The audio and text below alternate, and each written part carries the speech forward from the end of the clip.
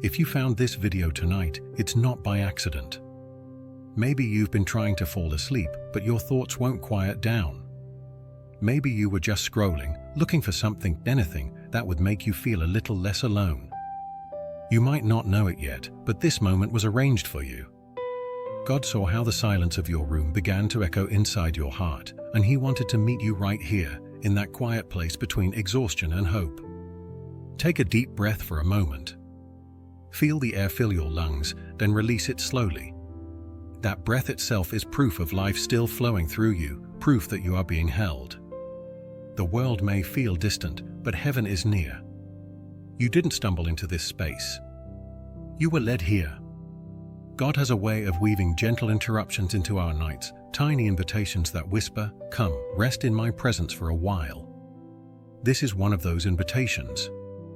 And you accepted it, even without realizing. You've probably had long days lately. Days that ask too much of you, days when your own voice feels smaller under the noise of everything else. Maybe you've smiled in public while feeling invisible inside. Maybe you've held it together because you have to, not because you feel strong.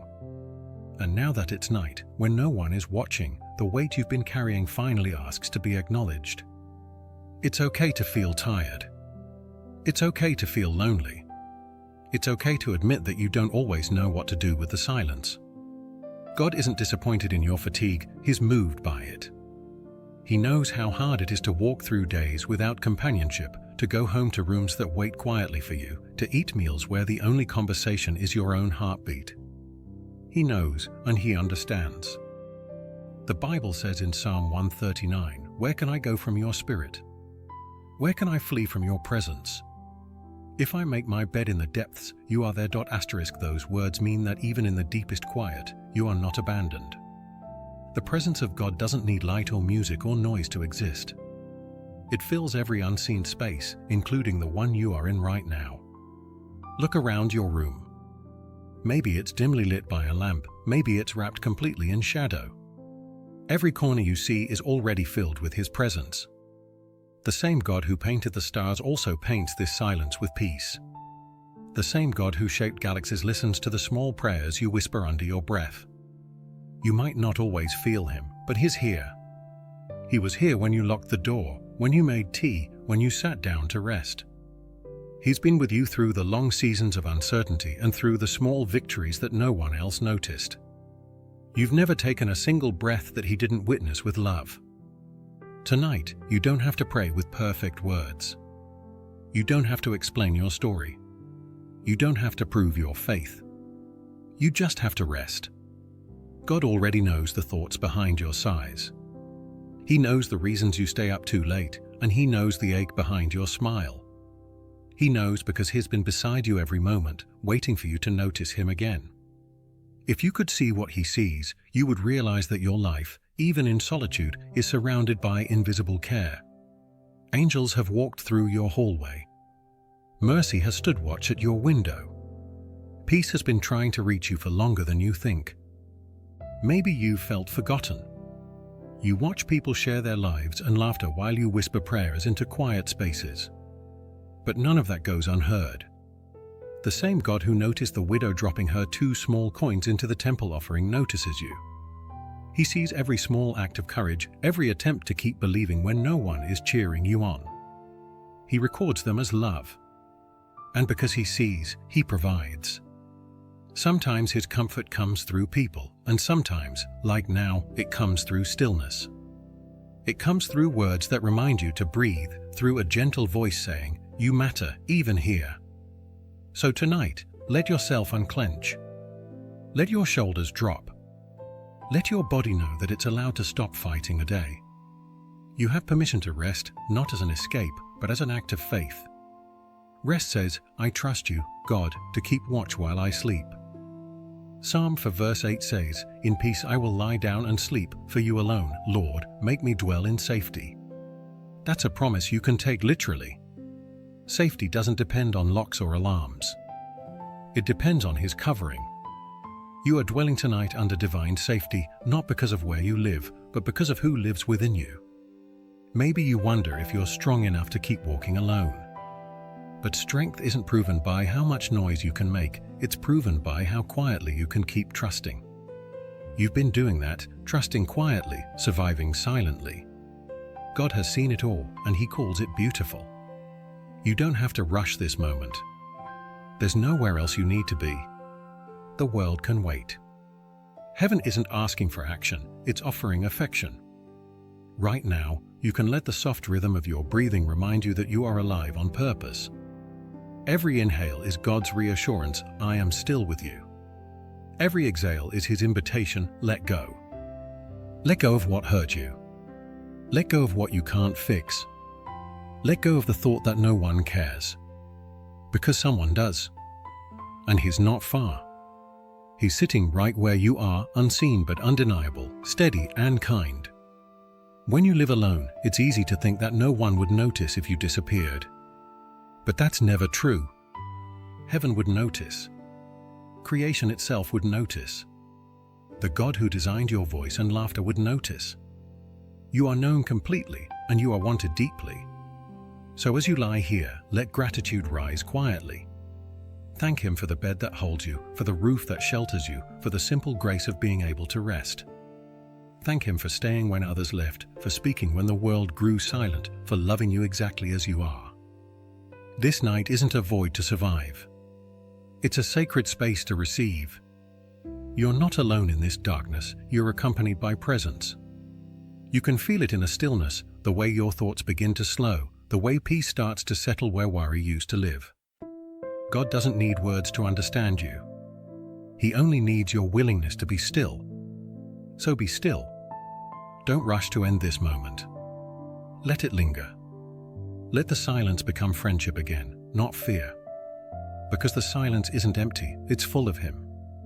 And as your eyes begin to grow heavy, remember, this is not an accident. This is grace finding you exactly where you are. You didn't choose this video randomly. You were guided here, gently, deliberately, by a love that refuses to let you go. You can rest now. Not because everything is perfect, but because you are perfectly seen. Not because the world is quiet, but because your soul finally is. And that quiet is the sound of God keeping you. There are nights when the silence feels too loud. You lie in bed and it almost presses against your skin, as if the walls themselves are holding their breath. Every sound becomes sharper, the hum of the refrigerator, the ticking of a clock, the way the air shifts when you move. And even though nothing is wrong, something inside still feels empty. That kind of silence isn't peaceful, it's weighty. It reminds you of everything you miss, every conversation that isn't happening, every voice you wish you could hear again. It reminds you that you're alone, or at least that's how it feels.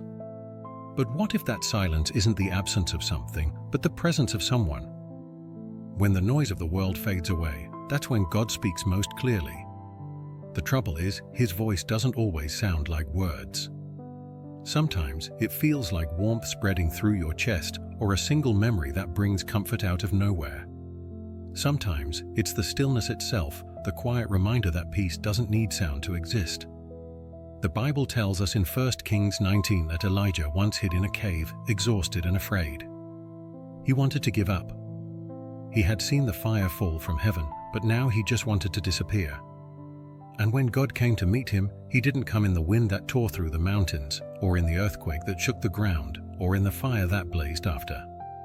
The Lord came in a still, small voice. That's what you're hearing now. Not this recording, not this music, but that small, steady whisper that says, I'm here. When you live alone, silence can sometimes feel like your enemy. But for God, silence is His sanctuary. It's the space where He waits for you to finally stop performing, to finally let go of trying to hold everything together. He doesn't need noise to prove His nearness. He's already woven into the quiet moments, the ones you think no one sees. Maybe tonight, your bed feels too big. Maybe you spent the day surrounded by people and still felt unseen. Or maybe you haven't spoken to anyone since morning, and the echo of your own thoughts has started to weigh you down. But I want you to picture something, God sitting beside you, patient and gentle, waiting for you to realize that this silence doesn't have to be lonely. It can be sacred. Psalm 46 verse 10 says, "Be still and know that I am God." That's not a command meant to scold, it's an invitation.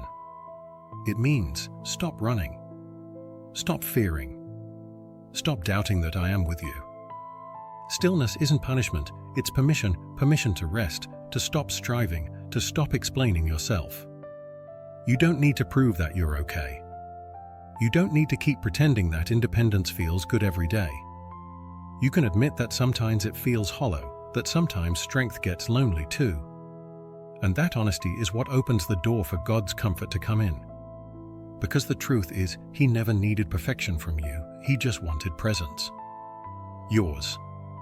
The kind that happens when you exhale and say, "I can't keep doing this alone." And maybe that's exactly why you're here tonight, not to hear new information, but to be reminded that it's safe to stop trying so hard. You can let yourself feel the weight of the silence without fear, because God is in it. He fills what feels empty. He redeems what feels wasted. He turns quiet rooms into sanctuaries. So, instead of fighting the stillness tonight, listen to it. Don't rush it away with screens or noise. Let it wash over you like a soft blanket.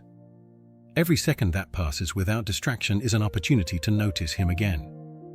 He's been whispering to your heart all day, through moments you didn't think mattered, the way sunlight hit your window this morning, the taste of something warm you ate for dinner, the fact that you made it through the day even when you thought you wouldn't. He's been in it all. Sometimes, when we can't hear God, we assume He's gone quiet. But maybe He's just switched languages, from words to presence, from miracles to moments. If you could step outside right now and look up at the night sky, you'd see proof of that presence. Every star you'd notice has been burning for thousands of years. God set them there long before you were born, knowing that one night you'd need their light to remind you that He hasn't stopped creating beauty in the dark. You may not see the stars from your bed, but their light still travels across galaxies just to reach this moment, the one where you're listening, breathing, and trying to rest. And God watches it all unfold. That's how far He'll go to reach you. So if your silence feels heavy tonight, remember this: weight doesn't always mean burden. Sometimes it means importance. The silence you're feeling carries divine weight, the kind that grounds, not crushes. The kind that steadies, not suffocates. You can let yourself sink into it a little, like leaning back into someone trustworthy. Because you're not falling into emptiness, you're falling into God's presence. Maybe no one has told you this in a while, but you are allowed to rest. You are allowed to stop replaying what you said or what you wish you'd done differently.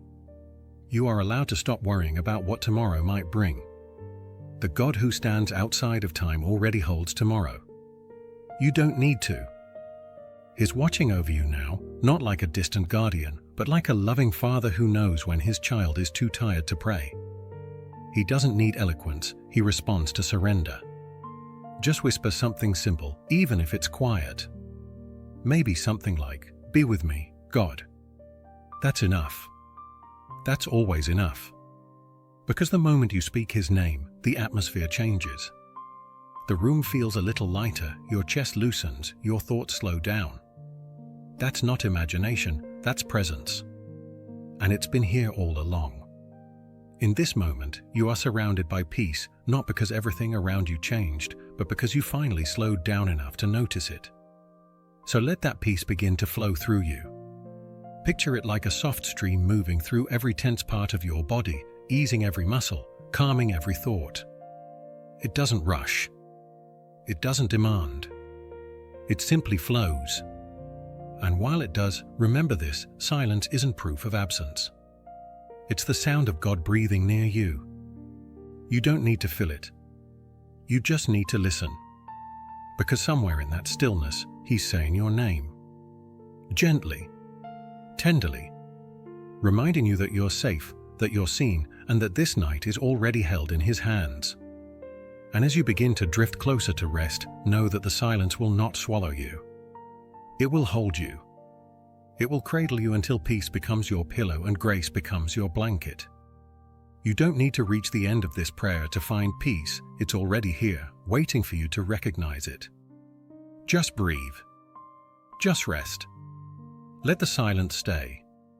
Let it remind you that God never left, that He's been here in the stillness all along, waiting for you to exhale, to release, to trust. And as the night deepens, remember, silence may feel heavy, but it is full of presence. Holy, unseen, and unending presence. Loneliness has a way of making you believe that no one truly understands you.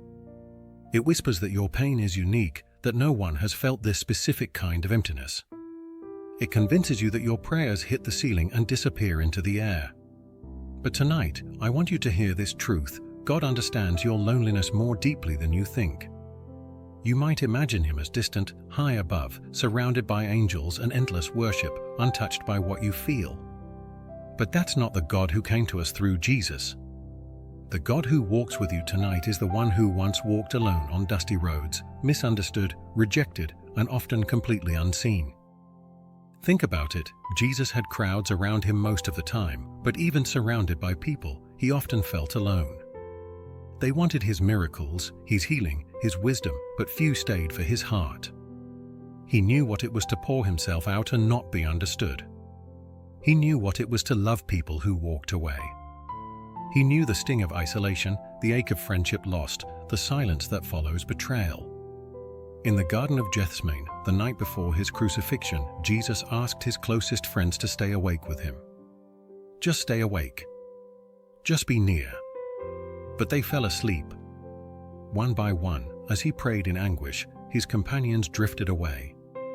And in that quiet, surrounded by olive trees and moonlight, He whispered the most human words of all, "My soul is overwhelmed with sorrow to the point of death." He knows what it's like to sit in the dark and wish someone would notice. He knows what it's like to cry until there are no words left. He knows what it's like to face a future that looks uncertain and terrifying. And when the soldiers came to arrest Him and the disciples ran, He didn't stop loving them. Even in His loneliness, love was His language. That's how deeply He understands. He lived the kind of loneliness that still holds compassion in the middle of pain. If you've ever felt abandoned, if you've ever felt like you were doing everything right and still ended up by yourself, then you shared a piece of what Jesus felt. That doesn't make your pain smaller, it makes His empathy bigger. Hebrews for verse 15 says, "We do not have a high priest who is unable to empathize with our weaknesses, but one who has been tempted in every way, just as we are, yet He did not sin." That means you never have to explain your emotions to God as if He doesn't get it. He gets it. Every ounce of it. Every quiet tear, every sleepless night, every ache that feels too deep for words, He's already carried it. And because He's carried it, He can carry you. Maybe tonight, the loneliness feels heavier than usual. Maybe it's been a while since you've had someone to talk to, someone who listens without judgment. Maybe you've grown used to being the one who holds everything together, even though no one ever holds you. But here's the truth, you are not holding yourself together tonight, God is. The same hands that held Jesus through the agony of the cross are holding you now. The same Spirit that comforted Him when He was misunderstood lives inside of you. And that Spirit never sleeps. Sometimes, when you live alone, the evenings stretch out like long corridors. You finish dinner, wash the dishes, turn off the lights, and the quiet wraps around you like a shadow. But that's when the divine nearness becomes most real. Because in those hours when no one calls, when no message lights up your phone, when the silence seems too deep to bear, heaven leans closer. The Holy Spirit becomes the unseen presence in the room, the companion who doesn't need to fill the air with words, the friend who simply stays. You don't have to speak to be understood. You don't have to explain the ache. He already knows it because He's felt it. There's a reason Scripture calls Jesus Emmanuel, which means God with us. Not God beyond us or God above us, but with. He entered the human experience so that you'd never again have to face anything alone. And maybe that's what you need to remember tonight, that the one who holds galaxies also holds your heart, not from a distance but from within. You might wonder, if He's really with me, why do I still feel lonely? That's a fair question. Even the saints asked it. David wrote in the Psalms, "Why, Lord, do you stand far off? Why do you hide yourself in times of trouble?" But what David learned, and what you will, too, is that God's silence isn't absence. It's intimacy in a different form. When you can't see him, he's seeing you. When you can't feel him, he's carrying you.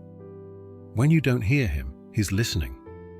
Faith doesn't erase the feeling of loneliness, it redeems it. It gives it meaning. It turns isolation into conversation, quiet into prayer, stillness into communion. So tonight, instead of fighting that lonely feeling, invite God into it. Tell him how it feels. Tell him the parts of the day that hurt, the moments you wish had gone differently, the memories that still ache. You don't have to dress your feelings up in faith-sounding words. Just be honest. God, I'm tired of being alone. I wish someone would sit beside me. I wish I didn't have to do everything myself. He won't shame you for those thoughts. He'll listen. He'll understand. Because he's been there too. And as you talk to him, as your words begin to slow down and your breathing begins to steady, you'll start to notice something, a peace that doesn't make sense, a warmth that doesn't come from blankets or light. That's him. That's what happens when loneliness meets love. You may not realize it, but this conversation you're having right now, this quiet prayer in the dark, is changing something inside you. You're no longer facing the night alone. You're sharing it. There's a beautiful verse in Psalm 30 that says, "The Lord is close to the brokenhearted and saves those who are crushed in spirit." You don't have to be strong for God to stay near. Brokenness is his invitation. He draws closer to the broken, not away from them. So if your heart feels fragile tonight, that's not a flaw, it's a doorway. Through it, his comfort flows in. You are not too quiet to be loved. You are not too overlooked to be chosen. You are not too broken to be seen. And even though the bed beside you might be empty, even though your phone might stay silent, you are still surrounded by mercy, by grace, by presence. The loneliness you feel is not a sign of abandonment, it's a reminder of what you were made for, connection with the one who never leaves. God doesn't rush through moments like these. He stays. He lingers. He lets the silence breathe between you because he knows that sometimes healing doesn't come through words but through awareness, the awareness that he's right here. So don't be afraid of this quiet. Don't label it emptiness. Label it holy. This is the space where transformation begins. As you breathe slower now, as your body starts to soften and your thoughts lose their urgency, remember, the same God who sat with Jesus in the garden sits with you tonight. He hasn't gone anywhere. He's watching over you, not from a throne in the clouds, but from the center of your heartbeat. Every inhale draws him closer. Every exhale lets him carry what you no longer need to hold. He understands. He always has. Let that truth sink in. God understands loneliness, not in theory, but in experience. And because he does, you can rest knowing that even your loneliness has purpose, even your silence has meaning, and even tonight, you are never truly alone. Peace doesn't always come with music or words. Sometimes it comes with stillness, the kind of quiet that settles slowly, like fog drifting over a calm lake. It's the moment when the heart finally exhales after holding too much for too long. That stillness is not emptiness. It's the sound of peace beginning to take shape. If you've ever sat in silence and felt uneasy, you're not alone. Most people try to fill the quiet with distractions because silence can feel like a mirror. It reflects back everything we've been avoiding. The thoughts we've buried, the memories we've postponed, the fears we've ignored, they all rise to the surface when the world grows quiet. But here's the truth most people don't realize: stillness doesn't come to expose your pain. It comes to heal it. God created silence for a reason. In the stillness of creation, he spoke light into being. In the stillness of the desert, he formed prophets. And in the stillness of a tomb, he resurrected his son. Stillness has always been sacred ground, the place where God does his most tender work. Maybe you've been afraid of silence because it feels too lonely. Maybe you associate it with emptiness or loss. But what if this stillness you feel tonight isn't isolation, it's invitation? An invitation to hear again what constant noise has drowned out. An invitation to feel again, to breathe again, to remember again that you are more than what the day demanded of you. The Bible says in Isaiah 30 verse 15, "In quietness and trust shall be your strength." That's not poetic exaggeration, it's divine reality. True strength doesn't come from doing, but from resting in trust. And trust can only grow in silence. When everything stops, the conversations, the screens, the responsibilities, that's when your soul finally has a chance to catch up to your body. You can almost hear it sigh, whispering, "Thank you for slowing down." Right now, as you listen, there's no race to run, no role to play. You can just be. You can rest in the sound of your own breathing and realize that God is in that rhythm too. Every inhale is His peace entering you, and every exhale is your worry leaving you. Sometimes, when you live alone, the quiet around you feels louder than the world itself. But tonight, let's change the way you see it. This quiet isn't your enemy, it's your sanctuary. It's where God meets you, not in thunder, not in crowds, but in the softness of still air. If you could see the spiritual world around you right now, you'd notice that the silence isn't empty at all. It's filled with movement, angels standing guard, peace unfolding like light in invisible layers, grace resting gently on your shoulders. Heaven's stillness is active, not passive. It's alive with compassion. The problem is that the world has trained us to equate noise with purpose. If we're not talking, working, or scrolling, we feel like we're missing something. But the truth is, we miss far more when we never stop. You can't hear God shouting over your chaos because He doesn't shout. He waits for you to become still enough to hear the whisper. That's where peace begins, not in control, but in surrender. So, let yourself rest. Don't rush to fix what's already being healed. Don't measure the value of this moment by what it produces. Stillness is the space where God reminds you that your worth was never about productivity. There's a moment in the Gospels when Jesus stands on a stormy sea, and the wind is howling, and the waves are crashing. His disciples are panicking, convinced they're about to drown. And Jesus stands up, looks at the chaos, and says, "Peace, be still." And instantly, the sea becomes silent. That's not just a story about weather. It's a story about the soul. Your mind is the sea, and your thoughts are the waves. When God speaks peace over you, it's not always loud, it's quiet, but powerful. It's the kind of calm that enters slowly, like light spreading through water, until it touches every part of you. So when your thoughts start racing tonight, imagine Jesus standing at the shore of your mind, looking into the waves of worry, and saying those same 3 words, "Peace, be still." And notice what happens. The waves slow. The noise fades. And in their place, there's something gentler, a sense that everything, somehow, is okay. Not perfect, not solved, but okay. Because peace isn't the absence of problems, it's the presence of God within them. Maybe your peace doesn't come easy. Maybe you've tried every routine, every prayer, every sound, and still the restlessness returns. That's okay. Peace isn't earned, it's received. It's not the result of effort, but of awareness that God is already here. He's not waiting for you to be stronger. He's waiting for you to be still. You don't have to make peace happen. You just have to stop resisting it.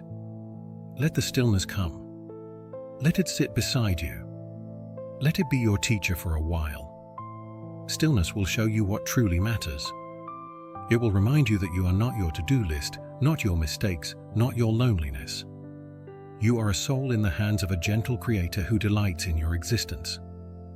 When you realize that, even silence becomes sacred. Right now, take another deep breath. Feel your chest rise and fall. Notice how the air enters quietly but sustains your entire body. That's how God's presence works, unseen but essential. Silent but strong. You might be used to associating quiet with absence, but quiet is actually full of presence. It's where the noise stops lying to you about what you lack and starts revealing what you've always had, peace. And maybe, as you listen to the sound of your own breathing, you'll start to feel that peace taking form inside you, a peace that doesn't depend on circumstances, a peace that simply is. That's the peace Jesus spoke about when He said in John 14 verse 27, "My peace I give you, and not as the world gives do I give to you. Let not your heart be troubled, neither let it be afraid." His peace isn't temporary. It doesn't depend on comfort or company. It comes from knowing that you are already held. So, when the silence grows deep tonight, don't run from it. Sit in it. Let it cradle you. Let it remind you that you are not forgotten, that you are not alone. Peace doesn't come from the world outside, it comes from the one who lives inside. And as the stillness deepens, let your spirit whisper back to him, "I'm listening." Because that's what this moment is, not isolation, but conversation. You may not hear words, but you'll feel understanding. You may not see light, but you'll sense warmth. You may not hear a voice, but you'll recognize presence. That's the sound of stillness, not empty, not cold, but alive with grace. It's the sound of peace beginning. And as it begins, it will move with you into the next breath, into the next heartbeat, into the next whisper of God's love. You don't need to chase it. Just stay here. Just rest. Because in this silence, peace is no longer something you're searching for, it's something you've already found. If there is one passage in the Bible that has comforted more hearts than any other, it's Psalm 23. You might have heard it many times before, "The Lord is my shepherd, I shall not want." But tonight, let's hear it differently. Let's not hear it as words from a book, but as a quiet promise spoken directly to your soul. Imagine what that means, "The Lord is my shepherd." Not just a shepherd for the world, not just for saints and heroes, but for you. That means you are not wandering through this life alone, even if it feels that way. You are being guided, even when you can't see where you're going. You are being cared for, even when you feel forgotten. The shepherd's presence doesn't always stop the storms, but it changes how you walk through them. You stop walking afraid. You stop running from shadows. You start realizing that safety doesn't depend on how calm the night is, but on who walks beside you in the dark. Maybe you've gone through seasons where you felt completely unseen, doing your best, working quietly, showing up for others, and wondering if anyone even notices your effort. But a shepherd always notices. That's his job, to watch, to protect, to lead. When the sheep are weary, he slows down. When they stray, he follows. When they're surrounded by danger, he doesn't sleep. And that's exactly what God does for you. The psalm says, "He makes me lie down in green pastures. He leads me beside still waters." Have you ever thought about how gentle that is? He doesn't command you to rest. He makes you lie down, not out of control, but out of care. He knows when your mind has run too far, when your body is tired, when your spirit is stretched thin. Sometimes you resist rest because it feels unproductive, or because rest gives space for your thoughts to surface. But the shepherd knows that stillness isn't laziness, it's healing. He leads you to quiet waters, not to drown you, but to reflect his peace back to you. If you close your eyes right now, you might notice how that feels. There's something sacred about imagining yourself led by someone who never rushes you, who never scolds you for being slow, who never grows impatient when you wander off. That's what divine love looks like, not demanding perfection, but walking with you through every imperfection. Maybe this week you've been walking through something difficult. Maybe your thoughts have been racing, or you've been carrying worries about money, health, or people you love. Maybe you've been trying to be strong for too long. Tonight, you don't need to carry any of that, because the shepherd carries you. The psalm says, "He restores my soul." That word, restore, means to bring back to what was lost. Not just to patch up, not just to numb, but to make new again. Restoration is a kind of healing that doesn't erase your story, it redeems it. If you've lost peace, he can bring it back. If you've lost direction, he can guide you home. If you've lost hope, he can breathe it into you again. And even though you walk through valleys, deep, shadowed, uncertain valleys, you don't have to fear evil. Why? Because the shepherd doesn't send you into valleys alone, he walks there too. Think about that. The valleys of grief, the valleys of anxiety, the valleys of unanswered prayers, he doesn't stay on the mountaintop shouting directions. He steps down into the shadows with you. You can almost feel his presence in the air, steady and patient. You might not see him, but you can sense his nearness in the quiet way your fear starts to loosen its grip. The psalm also says, "Your rod and your staff, they comfort me." Those tools were never meant to harm. The rod was for protection and the staff was for guidance. One to defend from danger, the other to draw close what has strayed. When you start to drift, in thought, in faith, in weariness, he reaches gently and pulls you back near. Not because you failed, but because he refuses to lose you. That's who the shepherd is. He doesn't abandon, he pursues. And as he walks beside you, he prepares a table, even in the presence of enemies. That means peace isn't something you wait for until life calms down. Peace is something he gives you right in the middle of the noise. Maybe tonight, your enemies aren't people. Maybe they're thoughts. The what-ifs, the should-haves, the if-onlys that keep replaying in your mind. But right there, in the middle of those thoughts, the shepherd spreads peace before you, a table of rest, a space of safety. And he anoints your head with oil. In ancient times, shepherds used oil to heal wounds and protect against flies that irritated the sheep. That small act of care kept them safe and still.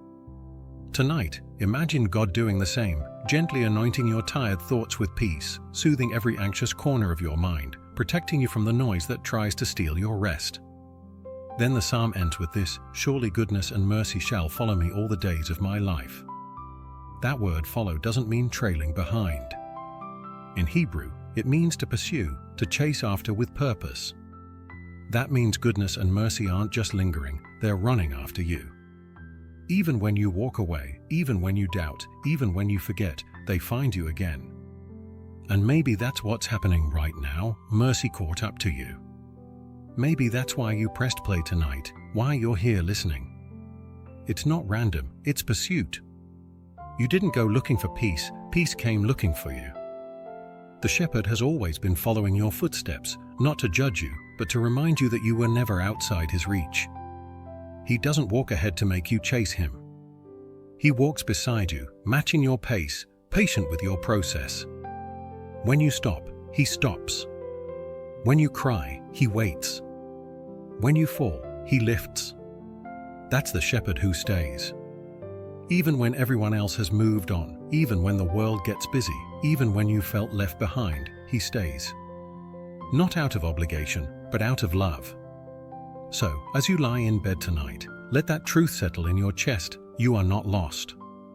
You are not forgotten. You are guided, guarded, and gently loved by a God who knows exactly where you are. Let his presence wrap around you like a blanket. Feel the peace of being seen, the rest of being safe, the comfort of being understood. You don't have to pray for him to come, he's already here. You don't have to ask for direction, he's already leading. And as your breathing begins to slow, as your thoughts soften into quiet, imagine walking beside still waters, the kind that don't rush, the kind that reflect the sky. Imagine sitting there with your shepherd, no words, no striving, just belonging. Because that's what this moment is, belonging. You are where you're meant to be. You are in the care of the shepherd who stays. There are nights that feel longer than others. The kind of nights where the clock moves, but time doesn't. You glance at your phone, thinking an hour has passed, and it's only been 10 minutes. You change your position, pull the blanket tighter, close your eyes, and still, sleep won't come. The mind keeps circling the same thoughts, replaying the same memories, counting the same worries. And somewhere between midnight and morning, you begin to wonder if peace forgot to visit your room tonight. But peace hasn't forgotten you. It's just waiting, quietly, beneath the noise of your thoughts. The truth is, long nights don't mean God has left. They mean he's working while you rest, speaking in ways you might not yet recognize. The same God who never sleeps is watching over you while you can't sleep. Maybe this is one of those nights, the kind that tests patience, faith, and endurance. The kind that feels heavy because the body is tired, but the heart is wide awake. You don't know what you're waiting for exactly, maybe sleep, maybe answers, maybe relief. But something inside refuses to give up, and that something is hope. Hope never sleeps. Even when everything else shuts down, hope keeps its eyes open. It keeps a candle burning inside your spirit, small but steady, reminding you that dawn is always promised. In Psalm 130, the writer says, "My soul waits for the Lord more than watchmen wait for the morning." That image says so much. A watchman stands through the night, eyes on the horizon, knowing that no matter how deep the darkness feels, the sun will rise. That's what hope is, a kind of spiritual watchman. It stands guard when everything seems silent, whispering, "Hold on. Morning is coming." When you've lived through nights like this before, you start to realize something: the longest nights often hold the gentlest miracles. Not dramatic ones, not flashes of light or sudden solutions, but quiet ones. The kind that change you slowly, silently, from the inside. Sometimes God doesn't end the night, He teaches you how to rest within it. He reminds you that hope isn't about knowing when things will get better. It's about trusting that they will, even when nothing seems to move. If tonight feels endless, it's okay. You don't need to force yourself to sleep. Rest doesn't always look like sleeping. Sometimes it's simply breathing without resistance. Sometimes it's sitting in the dark and whispering, "God, I'm tired, but I still trust you." And that small act, that tiny confession of faith, echoes louder in heaven than any perfect prayer. God hears it. He hears the quiet surrender, the whispered fatigue, the simple words that carry so much meaning. "I trust you." Maybe this season of your life feels like one long night. Maybe you've been waiting for change, for clarity, for something to shift, and it hasn't yet. But remember, even when the night feels endless, the sun never stops moving. The earth never stops turning toward morning. You just can't see it yet. That's how hope works. It moves even when you can't feel it. It keeps shifting the weight of your spirit toward light. And while you wait, God waits with you. He doesn't rush the process because He knows something beautiful is growing in the waiting: endurance, patience, trust. These are the deep roots of peace. You see, peace that comes easily disappears quickly. But peace that's learned through long nights becomes permanent. It becomes the kind of peace that no circumstance can steal. Maybe tonight you've tried to pray, but the words don't come. That's all right. Silence can be prayer too. Tears can be prayer. Even breathing can be prayer when it's done with surrender. Every exhale that says, "I can't, but you can," is holy. God isn't measuring how well you pray, He's listening for honesty. And honesty is what keeps hope alive. You can be honest tonight. You can say, "God, I don't understand why this feels so hard." You can say, "I miss the days when life felt lighter." You can even say, "I don't know how to keep trusting." He won't turn away. He never does. He'll meet you in that honesty, right in the middle of the mess, and He'll stay there until peace returns. Sometimes peace comes slowly, like dawn. The horizon doesn't burst into light all at once. It begins with a soft glow, a thin line of color that grows stronger minute by minute. You don't notice the change happening until suddenly everything looks different. That's how God works in your heart. Quietly, gradually, beautifully. You might not notice it yet, but the night you're in right now is already fading. There's something about the way God moves in darkness that feels different from daylight. During the day, He shows you where to go. But at night, He teaches you how to trust. When everything around you goes still, that's when your faith learns to breathe without sight. That's when you discover that God's presence isn't dependent on how bright life feels. He's just as near in the shadows as He is in the sunlight. He's near right now, closer than you think. Maybe, if you quiet your thoughts just a little, you'll sense it, that soft awareness that you're not the only one awake. The Creator of the universe sits beside you, watching, waiting, loving. He's not impatient. He's not disappointed. He's simply near. You might say, "But I've been through this before, and it still hurts." And that's okay. Healing isn't linear. Some nights you'll feel strong, and others you'll feel fragile. Both are sacred. Both matter. The shepherd from the last block, the one who stays, hasn't gone anywhere. He's still walking beside you, even now, while your thoughts circle and your heart aches. He's not asking you to be brave. He's simply asking you to rest. If you could see your life from his perspective, you'd notice something remarkable. Every long night you've endured has shaped you in ways daylight never could. You've learned resilience, compassion, empathy. You've learned to sit with others in their pain because you've known it yourself. That's the hidden beauty of endurance. It turns you into a vessel of comfort for others. But right now, it's okay to just be the one who's being comforted. Let yourself receive.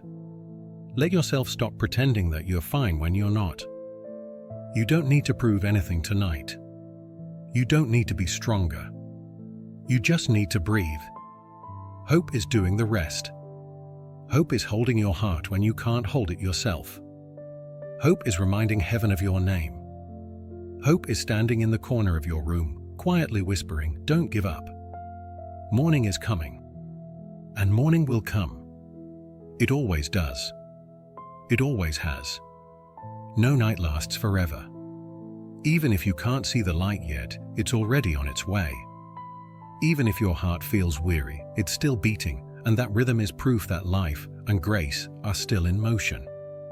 So let the long night be what it is, not a punishment, not a curse, but a classroom for peace. Let it teach you to rest without fear, to hope without seeing, to trust without answers.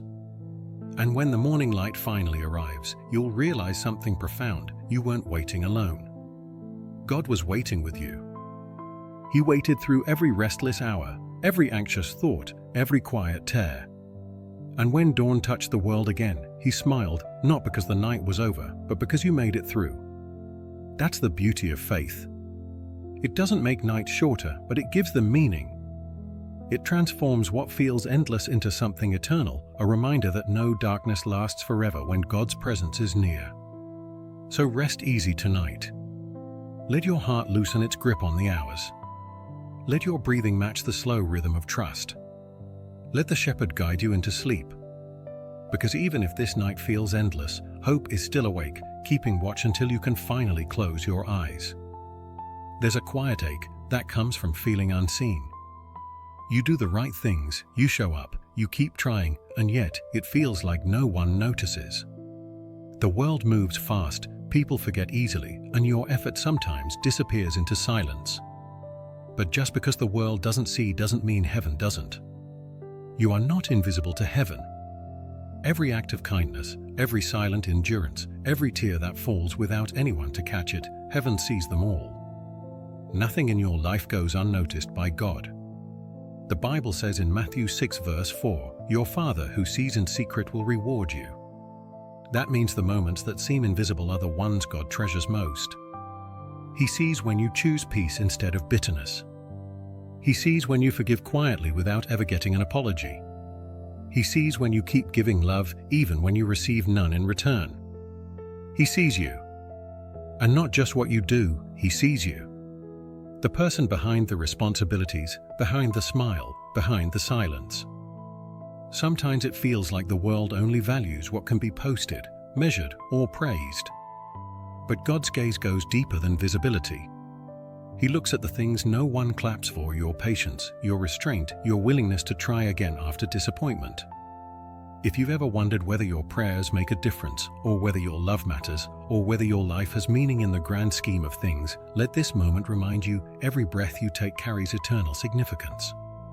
You are seen. You are valued. You are loved. When you live alone, it can feel like life exists only inside your own head, thoughts bouncing back and forth with no one to share them. The walls hold your laughter, your sighs, your prayers. But there is someone listening. Every time you whisper, "God, are you there?" He answers before you finish the question. Sometimes not in words, but in presence, a quiet reassurance that you are heard. Psalm 56 verse 8 says, "You keep track of my sorrows. You have collected all my tears in your bottle. You have recorded each one in your book." Think about that. Every tear you've ever cried has been remembered, not wasted. Tears are language in heaven. They speak what words cannot. And maybe that's why God values them so deeply, because they come from the most honest part of you. He doesn't just see your strength, he sees your struggle. He doesn't just notice your victories, he remembers your pain. And somehow, he weaves both together into something sacred. You might not know it, but your endurance has inspired heaven. The angels have seen you keep believing, keep serving, keep hoping, and they marvel at your courage. When you wake up on days that feel heavy and still say, "I'll keep going," heaven celebrates. When you love again after being hurt, heaven rejoices. When you forgive yourself and start over, heaven sings. You are not invisible. Not to the one who counts every heartbeat and paints every sunrise for you. Sometimes, the loneliness of life makes you believe that what you do doesn't matter, that the world would go on the same with or without you. But that's a lie. You matter more than you think. The world is better because you're in it. Every person you've ever helped, even in the smallest way, carries a piece of your kindness with them. Every prayer you've ever prayed still echoes in eternity. You may not see the results yet, but seeds grow underground long before they ever break through the soil. The good you've planted is growing quietly, invisibly, faithfully. God has a way of working in secret seasons. He does his best work behind the scenes, where no one's watching, so that when the time comes, the fruit is undeniable. And maybe that's where you are right now, a hidden season. A time when no one seems to notice the effort you're making. But heaven does. God does. In Luke 12 verse 7, Jesus said, "Even the hairs of your head are numbered." That means God doesn't just see you in general, he knows you in detail. He knows your laugh, your habits, the tone of your voice when you pray, the way your heart speeds up when you're excited and slows when you're afraid. That's how deeply he knows you. And the more you realize that, the more peace begins to return. Because when you know you're seen, you stop striving to be noticed. You stop exhausting yourself for recognition that can never fill you. You start resting in the truth that being loved by God is enough. He doesn't love you because of what you produce or how much you give. He loves you because you exist. You could do nothing at all tonight, and his affection for you wouldn't change. You could fail every plan, forget every prayer, and his heart would still be the same, gentle, patient, protective. That's who he is. That's who he's always been. And even when life feels small, when your routines feel repetitive, when you wonder if you're making any difference at all, God looks at you and smiles. Because he sees what no one else does, the quiet perseverance that keeps you moving forward. Heaven notices that. Heaven notices you. Right now, even as you lie here, the Creator of the stars knows your exact thoughts. And still, he chooses to stay, to watch over you, to listen, to comfort, to bless. There's something healing about realizing that you don't need an audience to be significant. You just need awareness that heaven already sees you. That's the peace you've been longing for. That's the kind of recognition that never fades. So tonight, instead of wishing for someone to notice, thank God that he already does. Thank him for being the kind of shepherd who never loses sight of his sheep, even in the dark. Thank him for counting your tears as treasures, for calling your faith beautiful, for keeping record of every time you chose love when it would have been easier to shut down. You are not invisible. You never were. He saw you as a child when you cried yourself to sleep. He saw you in the years when you pretended to be fine. He saw you in the seasons when no one believed in you but you kept going anyway. And he's seeing you now, right now, in this moment of quiet, where you're just listening, breathing, and letting his words sink in. This is his way of saying, I've been here all along. When you wake tomorrow, that truth will still be true. His eyes don't close. His care doesn't pause. You are under constant attention from heaven. So rest in that awareness. Let it settle deep in your soul, the knowledge that you are fully seen, fully known, and fully loved. Because when the world overlooks you, heaven still leans in closer. And tonight, heaven is watching you with tenderness, not from a distance, but from right beside your bed. There's a kind of quiet that lives inside every home after the day has ended. The dishes are done, the lights are dim, the phone has stopped buzzing. The world outside keeps spinning, but in here, everything slows down. The air feels softer. The hum of the refrigerator sounds louder. Even your own breathing feels like a companion. It's in moments like this, when everything around you grows still, that God speaks the loudest. But his voice isn't thunder. It isn't lightning or fire. It's something far gentler, a whisper that blends with the quiet of the room. We often expect God's voice to break through our noise dramatically, but more often, he chooses simplicity. He chooses whispers, glances, moments that might seem ordinary.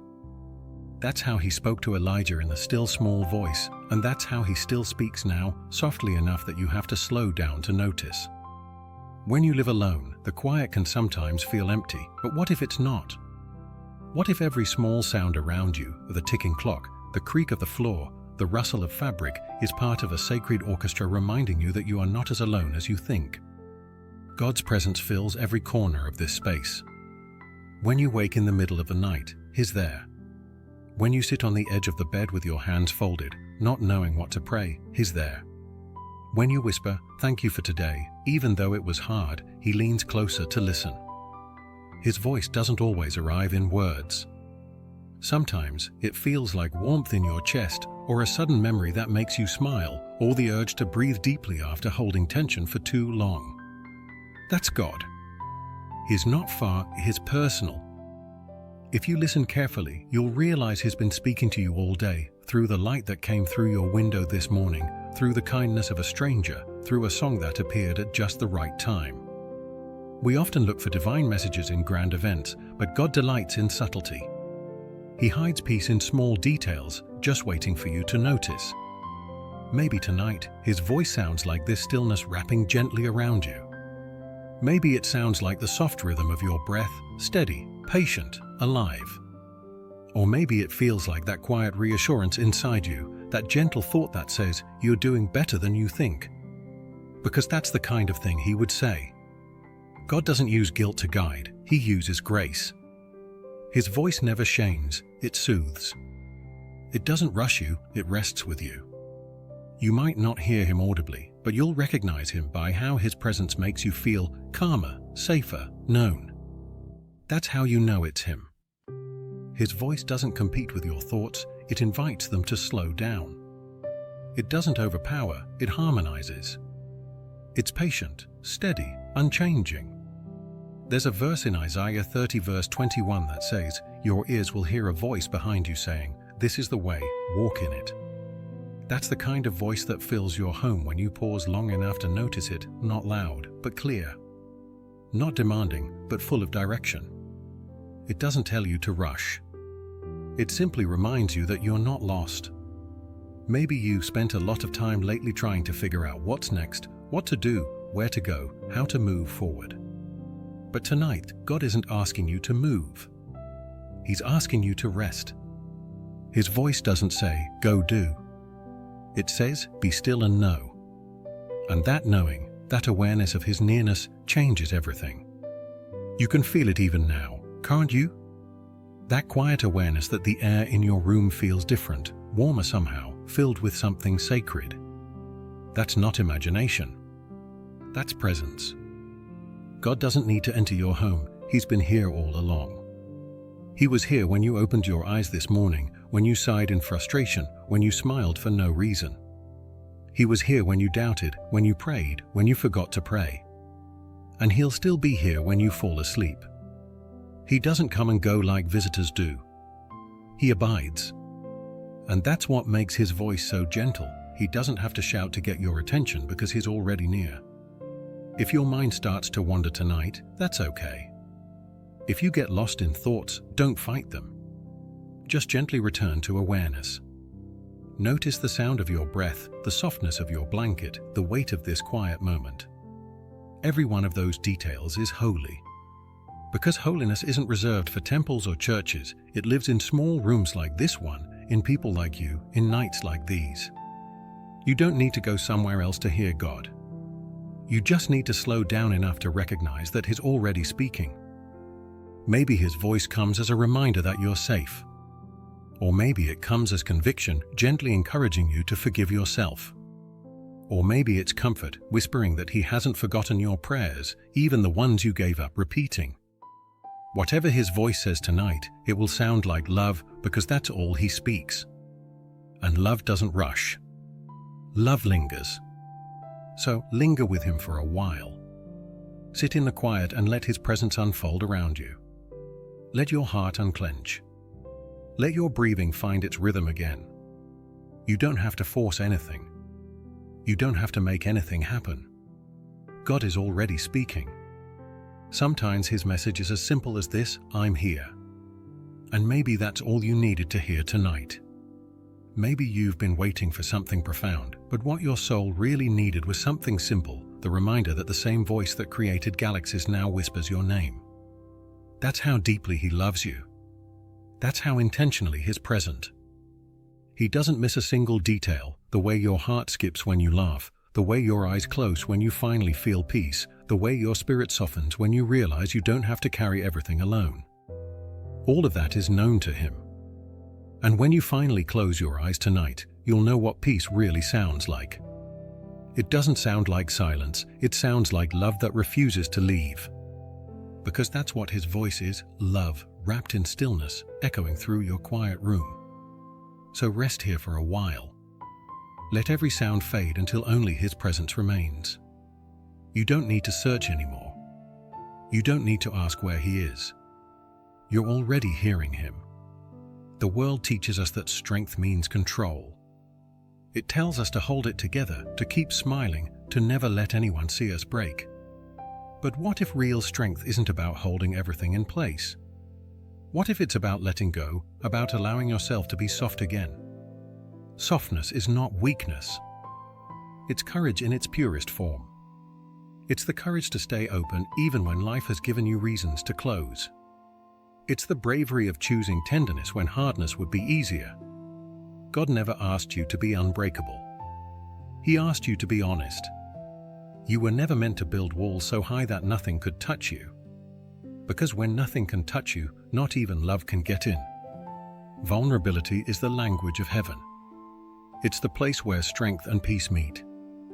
Think about Jesus, how he wept openly, how he reached out to the sick and the forgotten, how he allowed himself to be misunderstood, betrayed, even wounded. That wasn't weakness, that was divine courage. The willingness to love fully, to feel deeply, to stay gentle in a hard world, that's the strength of softness. And tonight, as you lie here, God invites you into that same strength. You don't need to pretend you're fine. You don't have to hide your tiredness, your fears, your longing to be held. You can bring all of it to him. There's a verse in Psalm 34 verse 18 that says, "The Lord is close to the brokenhearted and saves those who are crushed in spirit." That means he's drawn to your fragility, not repelled by it. He's not looking for polished perfection, he's looking for your true self, the one behind the brave face, the one that sighs when no one is watching. When you stop trying to be strong for everyone else, that's when God becomes your strength. Sometimes, peace doesn't come when you fight harder, it comes when you finally surrender. It's like unclenching your hands after holding something too tightly. You don't lose control, you gain rest. You stop grasping, and you start trusting. Maybe you've carried responsibilities for so long that you forgot what it feels like to rest without guilt. Maybe you've convinced yourself that your worth depends on your productivity. But hear this, your worth was decided long before you ever did anything right. You were worthy when you woke up this morning, and you'll be worthy when you fall asleep tonight. The strength of softness means knowing you are loved without performance. It means being honest with God and saying, "I'm tired. I can't do this on my own." And the moment you say that, he leans closer, not further. He doesn't respond with disappointment, he responds with presence.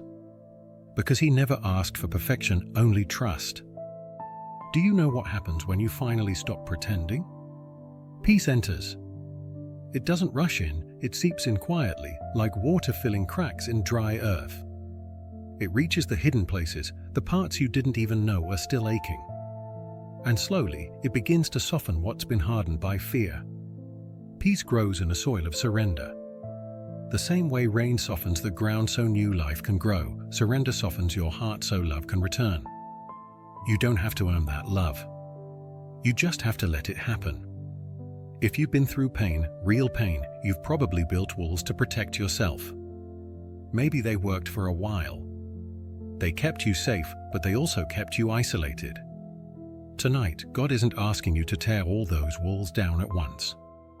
He's just asking you to let Him sit beside them, to let Him place His hand on your heart and remind you that you can open the door, even just a little.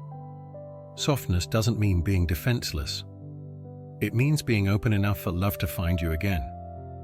When you let yourself feel, you make room for healing. When you let yourself cry, you make space for peace. The tears you've tried to hold back aren't signs of weakness, they are signs that your soul still believes in hope. They're the body's way of releasing what words can't express.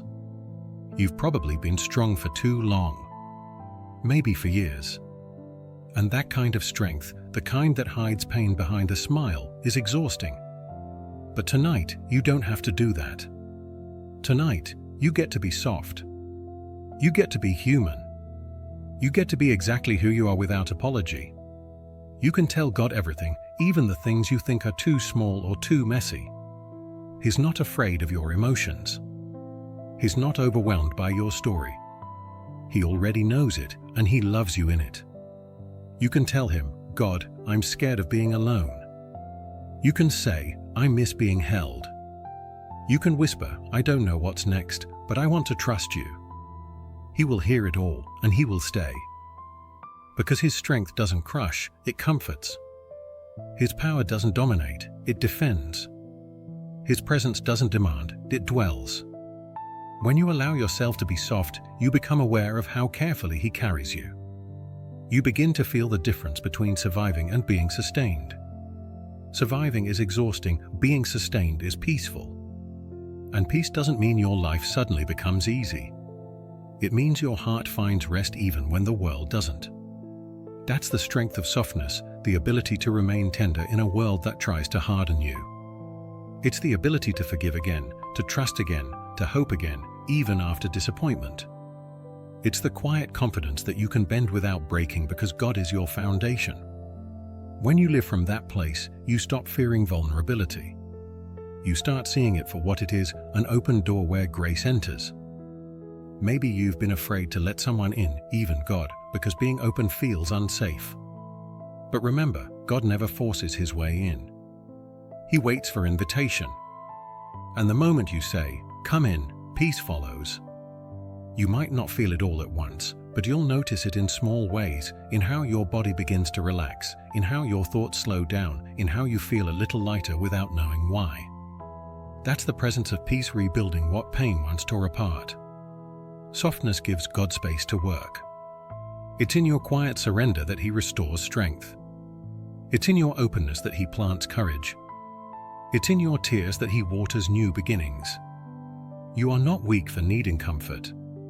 You are not fragile for wanting peace. You are not broken for longing to be loved. You are human. And that humanity is what makes you beautiful to God. He made your heart sensitive on purpose, because sensitivity is how you sense His presence. So tonight, let yourself rest in that truth. Let yourself be soft again. Let yourself cry if you need to. Let your guard fall a little. Because in this softness, God isn't disappointed, He's delighted. He delights in your honesty, in your openness, in your willingness to trust Him with your raw and unfiltered self. That's where peace begins, not in pretending you're strong, but in realizing you don't have to be. The shepherd who stays is still beside you. And in your vulnerability, He's whispering something you may not have heard in a long time. You are safe now. So rest in that safety. Rest in that peace. Rest in the strength of softness. There's a reason Psalm 91 has brought comfort to countless people for generations. It's not just a passage about safety, it's a love letter from God to anyone who feels exposed, vulnerable, or afraid. It speaks to the human need to feel protected, to be held, to rest without fear. He who dwells in the secret place of the Most High shall abide under the shadow of the Almighty. What a beautiful image that is, not a fortress made of walls, but of presence. Not locked doors, but divine nearness. The secret place isn't a faraway temple, it's here, where you are right now. It's the space inside your heart where God meets you, where peace becomes shelter. You may not see it, but you are covered. There's an unseen layer of protection around you, is spiritual, steady, and unshakable. It's the presence of God wrapping around your thoughts, guarding your peace, and keeping your spirit steady even when the world feels unstable. Maybe tonight your fears are small, the kind that whisper when the lights go out. Or maybe they're larger, the kind that follow you into tomorrow, questions about your future, your health, your finances, your purpose. Whatever their size, they all meet the same truth: you are not unprotected. God doesn't remove every storm, but He covers you through them. Protection doesn't always look like avoidance. Sometimes it looks like endurance. It looks like walking through fire and realizing it didn't consume you. It looks like surviving what you thought would break you and realizing you've been held the entire time. You didn't get through everything you faced because of luck. You got through it because you were covered. And you still are. If you could see the spiritual reality around you, you'd be amazed at what surrounds your life. Angels standing guard. Grace positioned at every doorway.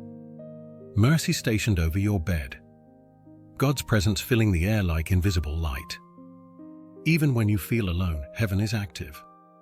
Psalm 91 talks about the shadow of the Almighty. That means His covering presence is close enough to cast shade. You can only rest in someone's shadow if they're near. God isn't protecting you from a distance. He's close enough for you to feel His warmth. He's close enough to whisper peace into your mind when anxiety tries to rise. He's close enough to hold you steady when you feel like falling apart. And the most beautiful part of it all is that His protection doesn't depend on your perfection. You don't earn it by praying long enough or believing hard enough. You receive it simply by trusting.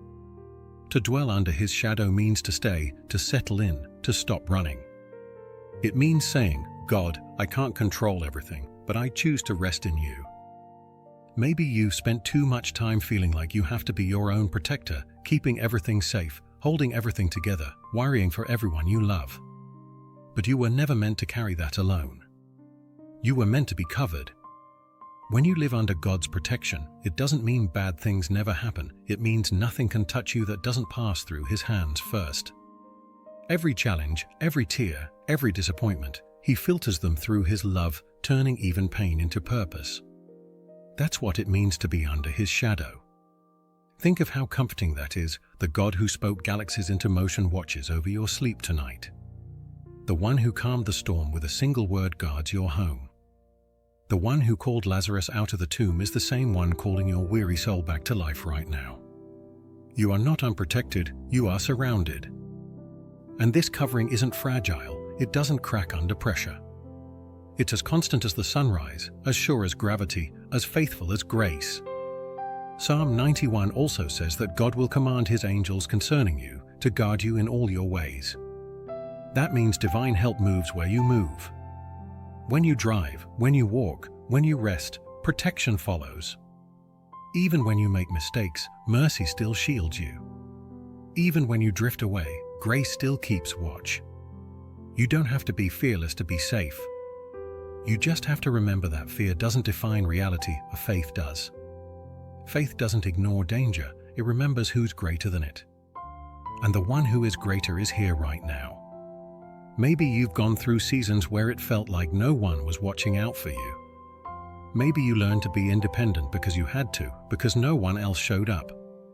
But God has been watching over you longer than you've been watching over yourself. He's been your covering since before you knew His name. Every close call, every moment when things almost went wrong but didn't, that wasn't coincidence. That was protection. Every peace you felt after crying, every sudden calm that came out of nowhere, that wasn't luck.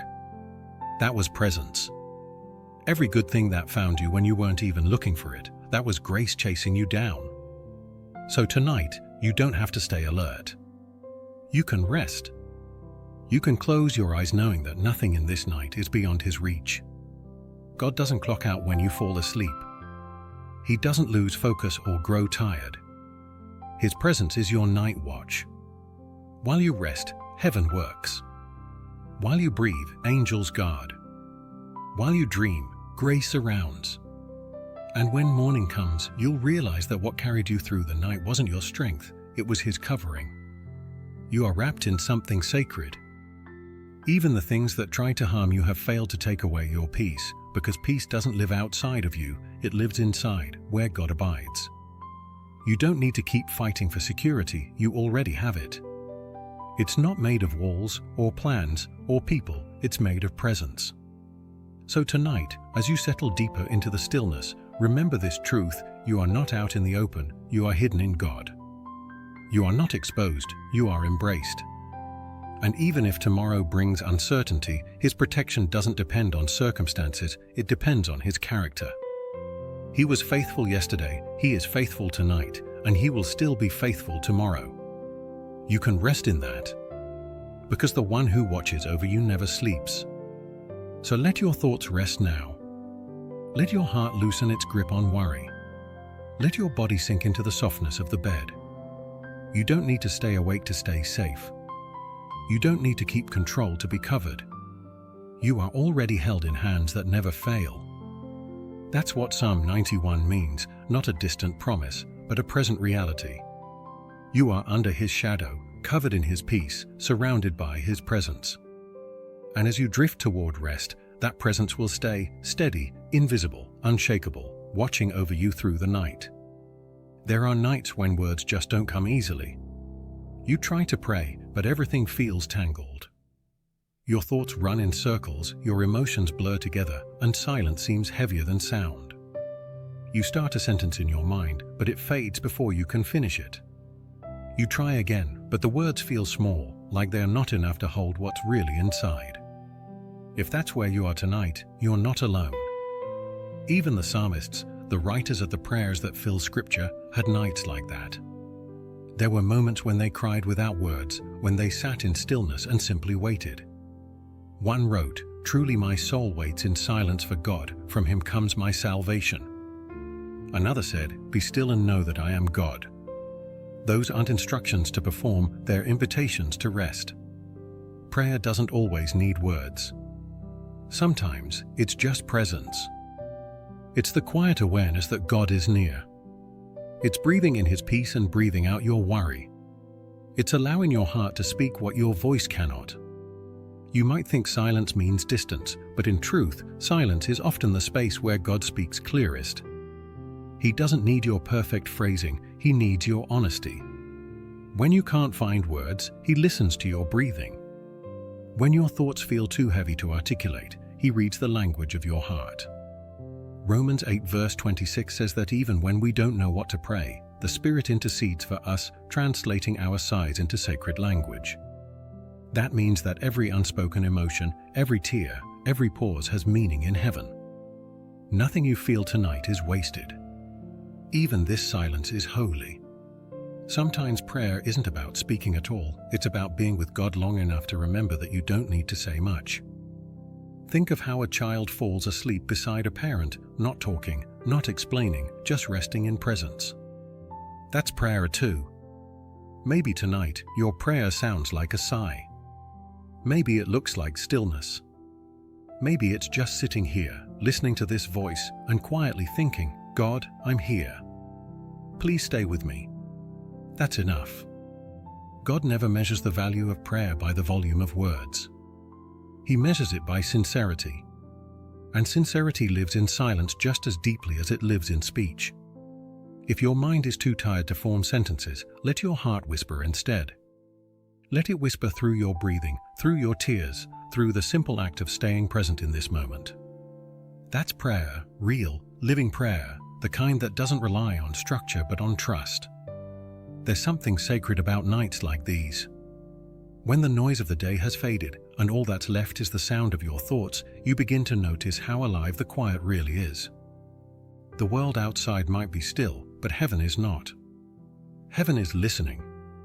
God doesn't need eloquence, He desires authenticity. You can pray by lying still. You can pray by saying nothing at all. You can pray by simply being aware of His nearness. If you've ever wondered whether silence counts as prayer, this is your answer. Yes, it does. It counts because God fills silence with meaning. He can hear what your words can't express. When you think you've failed at prayer, He's already answered. He doesn't wait for perfect sentences, He meets you in incomplete ones. The truth is, sometimes prayer begins when the words stop. Because when the noise inside you finally grows quiet, peace has space to enter. Peace doesn't need to be spoken, it needs to be received. That's why so many of the Psalms begin in turmoil but end in stillness, because somewhere between the tears and the trust, they remembered who was listening. You can do the same tonight. Maybe your prayer is just a single thought, God, I don't know what to say, but I want to be with you. And in that moment, He answers, not with thunder, not with visions, but with calm. His calm fills the air like invisible light, wrapping you in presence. When you sit quietly long enough, you start to notice small shifts. Your breathing slows. The tension in your shoulders fades. The weight of your worries feels lighter. That's not coincidence. That's prayer doing its quiet work. It's healing you from the inside out. Because prayer isn't always about changing things around you, sometimes it's about changing things within you. It's about remembering that you don't need to carry everything alone. If you've been feeling distant from God because your prayers have been few, hear this clearly: He's not disappointed in you. He's closer than ever. Sometimes He waits in the quiet because He wants to remind you that His love isn't earned through effort, it's received through rest. There's nothing you have to prove tonight. Nothing you have to perform. Your silence is welcome here. Let it stretch out. Let it breathe. In that stillness, imagine God sitting beside you. No rush. No pressure. Just presence. He looks at you with kindness, not judgment, not frustration, just the quiet gaze of someone who knows you completely and still delights in you. You can rest in that gaze. Because that's what prayer truly is, not a monologue, but a meeting. And meetings don't always need words. Sometimes they just need awareness. You might feel like you've failed because your prayers don't sound like they used to. But faith doesn't always sound the same in every season. Sometimes it's loud, full of joy and praise. Other times, it's whispering, fragile, quiet. But both are sacred. God hears both. He values both. When you can't say much, let your stillness be your offering. Let your longing be your language. Let your waiting be your worship. Even now, as you listen, this moment is prayer. You don't have to try harder. You just have to stay open. God knows exactly what your soul is saying, even when you don't. So close your eyes for a moment. Feel the softness of this night. Let the words fade and let the presence grow stronger. If your thoughts wander, that's okay. Gently bring them back. Whisper if you want to, or stay silent if you can't. Either way, you're seen. You're not failing, you're fellowshipping. God understands your pauses better than you understand your prayers. And He never misinterprets your silence. He knows that sometimes the truest form of worship is simply staying in faith, staying in trust, staying in the quiet with Him. So stay a while longer. Let this silence become sacred. Let it wash over you until your heart feels lighter, until your spirit remembers that peace isn't something you chase, it's something you choose. Because sometimes prayer is not the act of speaking, it's the art of resting in the one who listens. And that's what you're doing right now.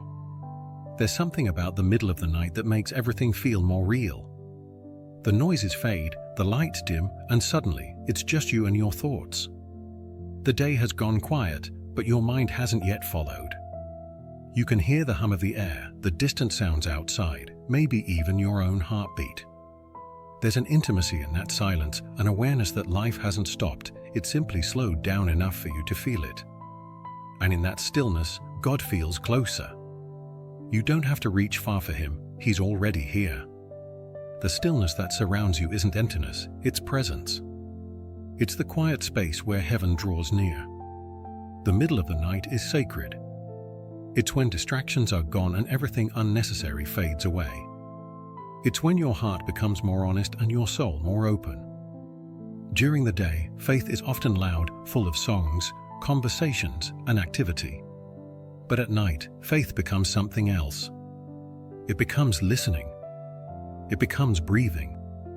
It becomes knowing that even when you can't see him, God is nearer than your next thought. You might think of nighttime as a time for rest, but it's also a time for revelation. Many of the most powerful encounters in Scripture happened after dark. Jacob wrestled with God under the stars. Samuel first heard God's voice as a boy while he slept. Paul and Silas sang praises in a midnight prison cell. The night doesn't separate you from God, it brings you closer. Because when the world is quiet, his whisper becomes clearer. When your eyes adjust to the dark, your heart begins to see light. Maybe you've noticed this before, that there's a softness to the night that feels almost holy. The quiet allows truth to rise to the surface, and the truth is this: you are never alone. Even now, as you lie here in bed, God is near. Not watching from a distance, but right beside you, or not as a silent observer, but as a loving presence.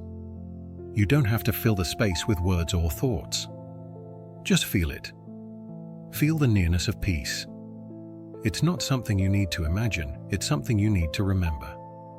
Because he's always been this close. When you cried quietly and no one heard, he did. When you sat in stillness and felt invisible, he was looking at you. When you whispered prayers into the dark, he was already answering with presence before the words reached the air. That's what it means when Scripture says he neither slumbers nor sleeps. It means his watch over you never ends. Even now, while others rest, his awareness surrounds you. The darkness might make you feel small, but it doesn't make you unseen. It only makes his light easier to notice. Close your eyes for a moment. Imagine the world as it is, cities asleep, lights dimmed, oceans quiet. Somewhere, someone else is awake too, whispering their own prayer into the dark. And in every home, in every bed, in every heart that longs for peace, God is present. He's the constant that connects us all. The same spirit that comforts someone miles away is the one that hovers over you now. The same love that moves through galaxies moves through your breath. That's the mystery of his nearness. It's both vast and intimate. He's the God of creation and the God of quiet rooms. The one who shaped stars with his hands also holds your heart with care. And when the night feels too long, he reminds you that he's the keeper of time. He measures every hour not by minutes, but by mercy. You haven't missed anything, you haven't been forgotten. This very moment, this still, quiet night, is where he meets you again. Sometimes we think God speaks only in grand ways, but often he comes gently, the way dawn approaches darkness, not all at once, but gradually, softly, until everything begins to glow. That's what his presence does in the middle of the night. It doesn't force, it fills. It doesn't rush, it rests. If your thoughts begin to wander toward worry, pause for a second and breathe. Inhale peace. Exhale fear. Inhale grace. Exhale control. This is how you pray in the middle of the night, not with words, but with awareness. You don't need to find him, you just need to notice him. He's in the rhythm of your breath, in the warmth of your blanket, in the gentle quiet that now fills your space. And if you listen closely, you'll hear something in that quiet, not a sound exactly, but a feeling, a knowing. It's the awareness that you are surrounded. Psalm 121 says, "The Lord watches over you, the Lord is your shade at your right hand." That's the same truth tonight. Even now, his watch hasn't wavered. His eyes haven't closed. When you shift in your sleep, he adjusts his covering. When your dreams wander, his presence anchors you. When your spirit grows restless, his peace calms you again. The nearness of God isn't something you have to earn, it's something you get to experience. You could stop believing for a moment, and he would still be there. You could stop praying for a while, and he would still be listening. You could stop feeling close to him, and he would still be near, because his nearness isn't dependent on your awareness. It's a promise that never breaks, even when everything else does. So when you wake in the middle of the night, maybe at 2, maybe at 3, and the world feels still, don't rush to fill the quiet. Just pause. Whisper if you want to, or say nothing at all. That's when you'll feel it, the soft pulse of his presence, the calm beneath the noise, the peace that whispers, "I'm here." And in that whisper, you'll find what your heart's been searching for all along, not answers, but assurance. Not explanations, but love. Because love doesn't explain itself, it reveals itself. And tonight, it's revealing itself through the quiet, through the breath, through the awareness that you are not alone. You are surrounded by the same presence that spoke light into existence. And if he can command light to shine from darkness, he can certainly bring peace to your soul. So let your thoughts rest now. Let the night do what it was made to do, renew you. Let the quiet be your reminder that God is closer than ever. When morning comes, you'll open your eyes to a new day, but this truth will still be the same. He was with you then, he's with you now, and he'll be with you again. The nearness of God doesn't fade with sunrise, it grows. So rest deeply in that awareness. Let it cradle you through the rest of the night. You don't need to reach for him, he's already here. There's something sacred about the first light of morning. It's gentle, unhurried, soft against the horizon, like God is slowly opening his hand to reveal a new beginning.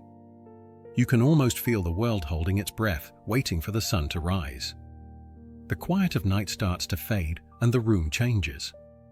The shadows soften, and even the smallest things, the curtain moving, the air shifting, remind you that life has continued, faithfully, just as God promised it would. Morning belongs to those who rested in faith. It doesn't belong to the restless or the hurried. It belongs to those who trusted enough to stop striving, to surrender their worries to the night, and to let God work while they slept. You might not realize it yet, but your faith was active even while you rested. The simple act of closing your eyes and choosing peace was an act of trust. Because every night is an opportunity to let go, to release your grip on everything you can't control and place it in hands that never drop what they hold.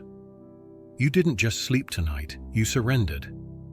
And now, morning has found you again. The beauty of God's rhythm is that every sunrise is a resurrection in miniature, proof that even after darkness, light always returns. Proof that what felt endless was temporary. Proof that you were never forgotten. Maybe this morning light feels fragile, like it's testing your hope. Maybe you're not ready yet to face the day. That's okay. You don't need to rush toward brightness, let it come to you. Let the light find you slowly, the way peace found you last night, not by force, but by invitation. Faith is like that. It doesn't demand, it draws near. It whispers, "Wake up, beloved." There's still beauty waiting. Psalm 30 verse 5 says, "Weeping may last for the night, but joy comes in the morning." That doesn't mean your sadness magically disappears.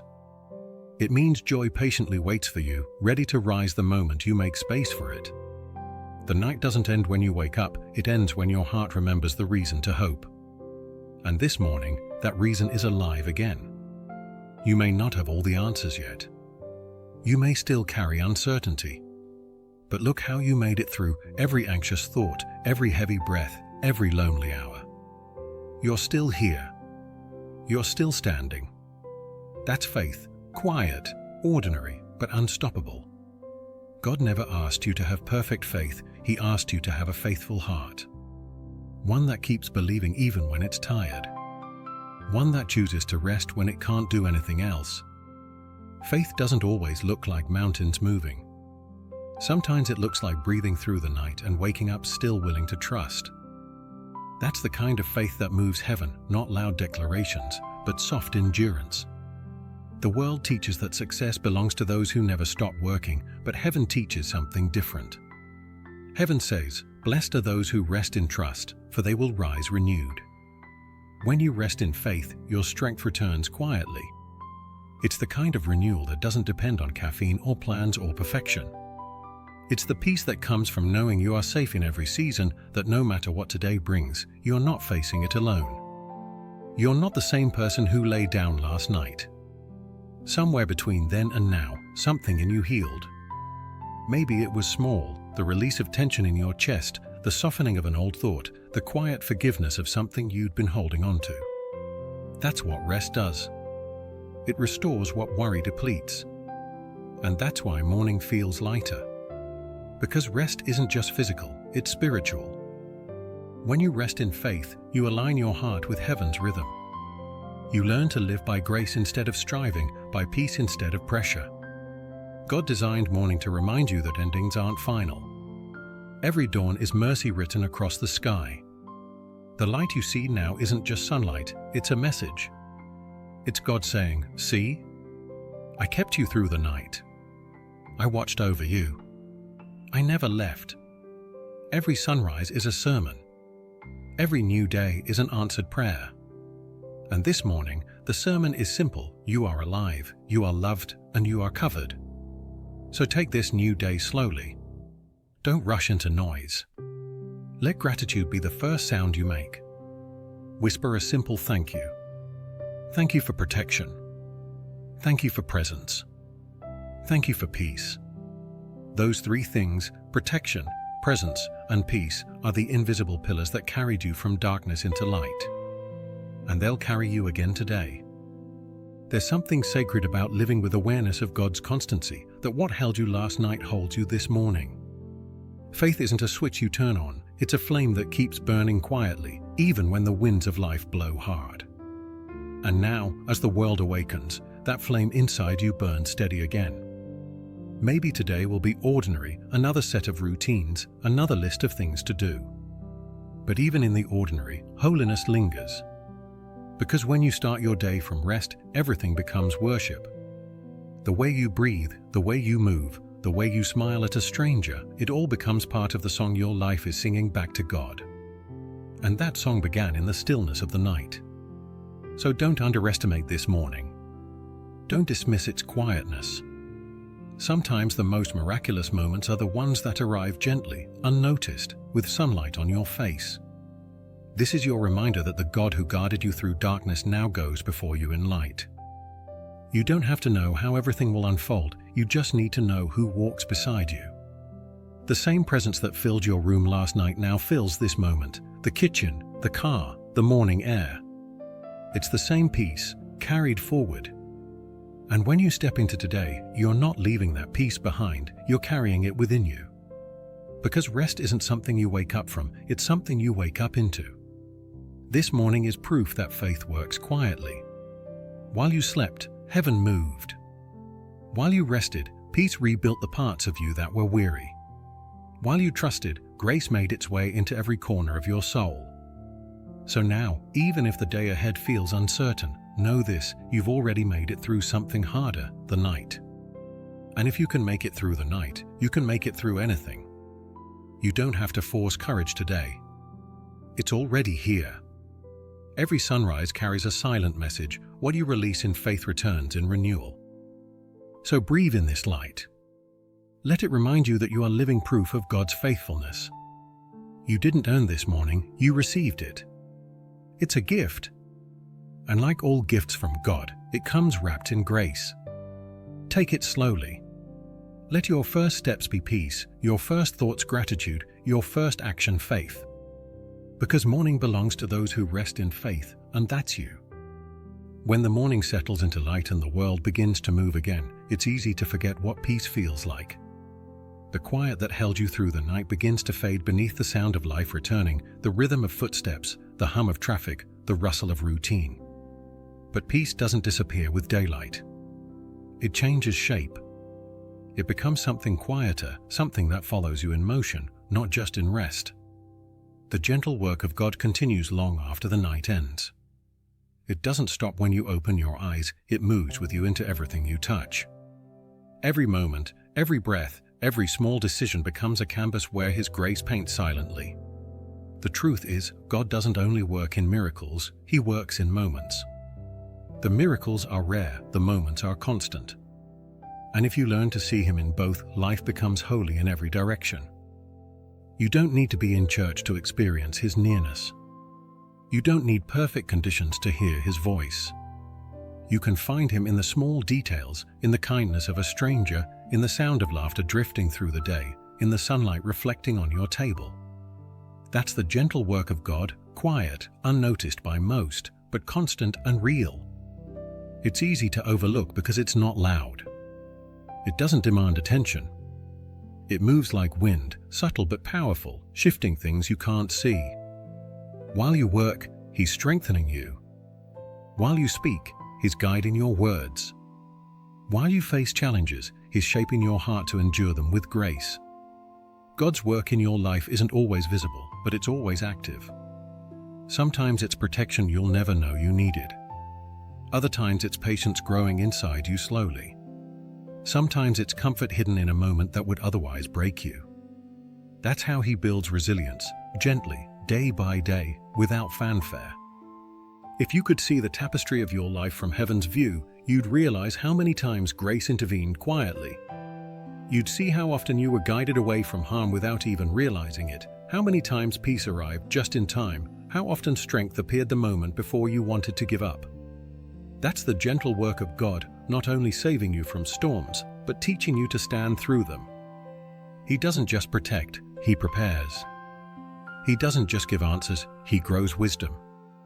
He doesn't just fix what's broken, He forms something new from it. Every interaction today carries divine potential. The person you smile at, the problem you handle with patience, the choice you make to forgive instead of argue, all of it becomes part of the holy rhythm of grace. And even when the day feels ordinary, heaven is still near. God never stops being God when life feels routine. He's the same in the calm as in the crisis. You don't have to chase spiritual moments, you just have to notice them.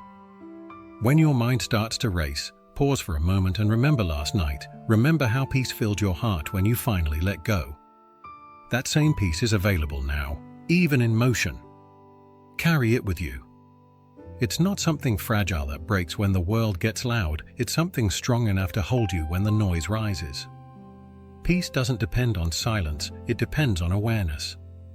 If you can find awareness in the middle of your day, you'll find God.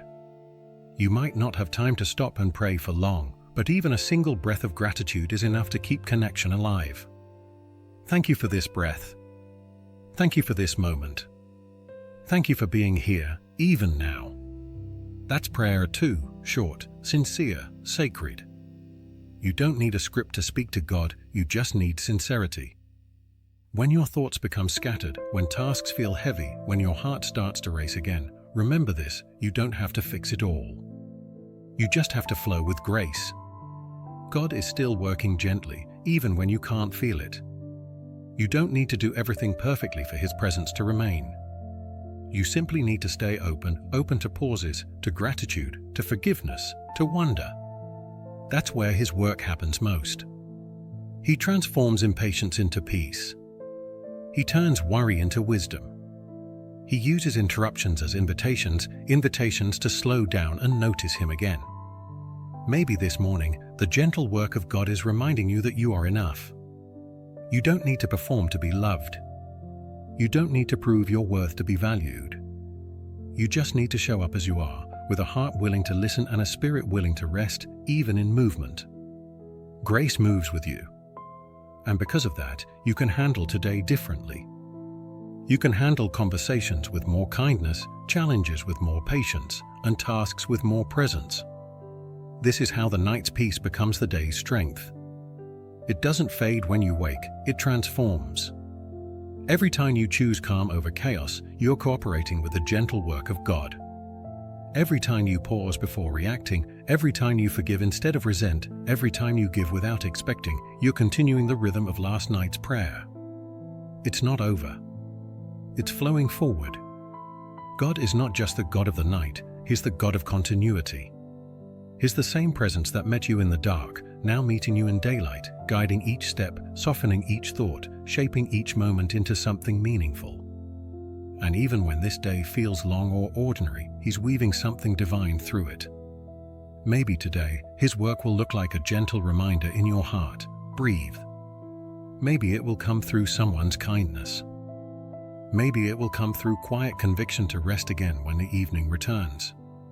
Whatever form it takes, it will be gentle, because that's how love moves. Love doesn't rush. Love doesn't pressure. Love builds slowly, like the sun climbing the sky. So let yourself move through today at love's pace. Let your actions be guided by peace. Let your words carry warmth. Let your thoughts stay anchored in trust. Because when you live like that, even your routine becomes sacred. And when night comes again, you'll look back and realize that the same presence that carried you through sleep carried you through the day, faithfully, gently, lovingly. The gentle work of God never stops. It's happening right now, even as you breathe. So move forward quietly, with peace in your spirit and grace in your steps. The world may rush, but heaven never hurries. And if you walk with God's rhythm, you'll never fall behind. As the sun lowers again and the light softens across the sky, the rhythm of the world begins to slow. The sounds that fill the day start to fade into distance, footsteps grow quieter, traffic hums softly, and even your own thoughts begin to settle.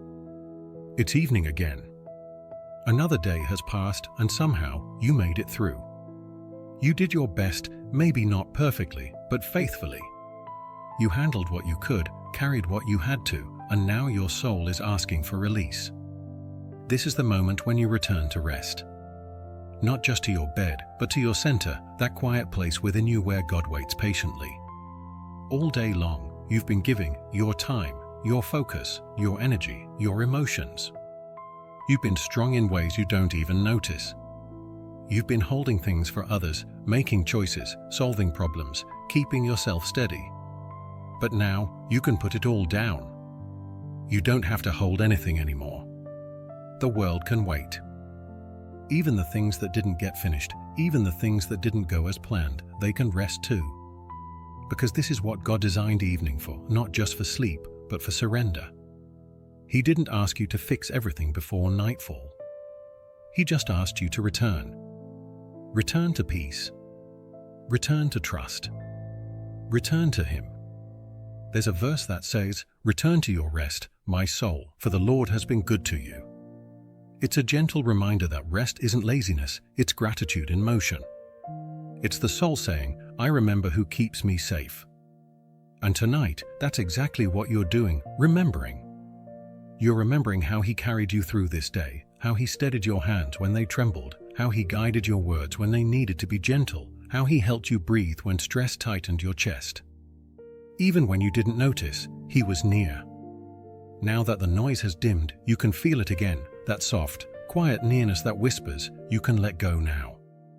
So let go. Let go of the small mistakes that try to replay in your mind. Let go of the conversations that didn't end perfectly. Let go of the what ifs that want to follow you into sleep. You don't need to solve them tonight. The one who never sleeps is already working on them for you. And maybe that's what faith really looks like, not only believing that God exists, but trusting that you can rest because He doesn't. The weight you've been carrying doesn't need to follow you to bed. Imagine it now, picture yourself laying it down gently at the feet of the one who loves you. The responsibilities, the worries, the uncertainty, all of it. You can lay them down without guilt. They were never meant to live inside your chest overnight. The world is heavy enough on its own. Your soul deserves to breathe. And tonight, it can. When the evening grows quiet, let yourself soften. You don't need to fill the silence, let the silence fill you. You'll find that peace is not the absence of responsibility, it's the presence of surrender. When you stop fighting the day, you begin to recover from it. And as you do, you'll notice something, even your body knows how to respond to grace. Your shoulders drop. Your breath deepens. Your mind starts to unclench from the cycle of doing and begins to remember being. That's the rhythm of divine rest, release, trust, renew. It's not complicated, it's consistent. And when you learn to return to it daily, life becomes gentler. You start to see evening not as an ending, but as an invitation. An invitation to re-enter the presence you never truly left. You might think of prayer now, not as a long list of requests, but as a sigh, a quiet thank you. Thank you for today. Thank you for the strength I didn't know I had. Thank you for holding me through it all. That's enough. You don't need more words than that. Gratitude carries the weight of everything else. And even if today didn't look how you wanted, even if it brought challenges, misunderstandings, or loneliness, it still brought grace. Because grace doesn't depend on perfection, it depends on presence. And God's presence never left you, not once. Every breath you took today was proof of that. Now, as you lie down again, you're returning to that presence consciously, the same presence that comforted you last night, the same presence that strengthened you this morning, the same presence that guided you through the day. He never left. He's here again, waiting for you to stop striving, to exhale, to rest. And that's what this moment is, or a holy exhale. You don't need to carry tomorrow's weight tonight. Tomorrow has its own mercies waiting. Tonight is about trust. It's about remembering that even in the dark, you're safe. You're seen. You're surrounded. You're covered. You might still feel the echo of the day in your body, the tension in your neck, the restlessness in your thoughts, but as you breathe slower, something begins to shift.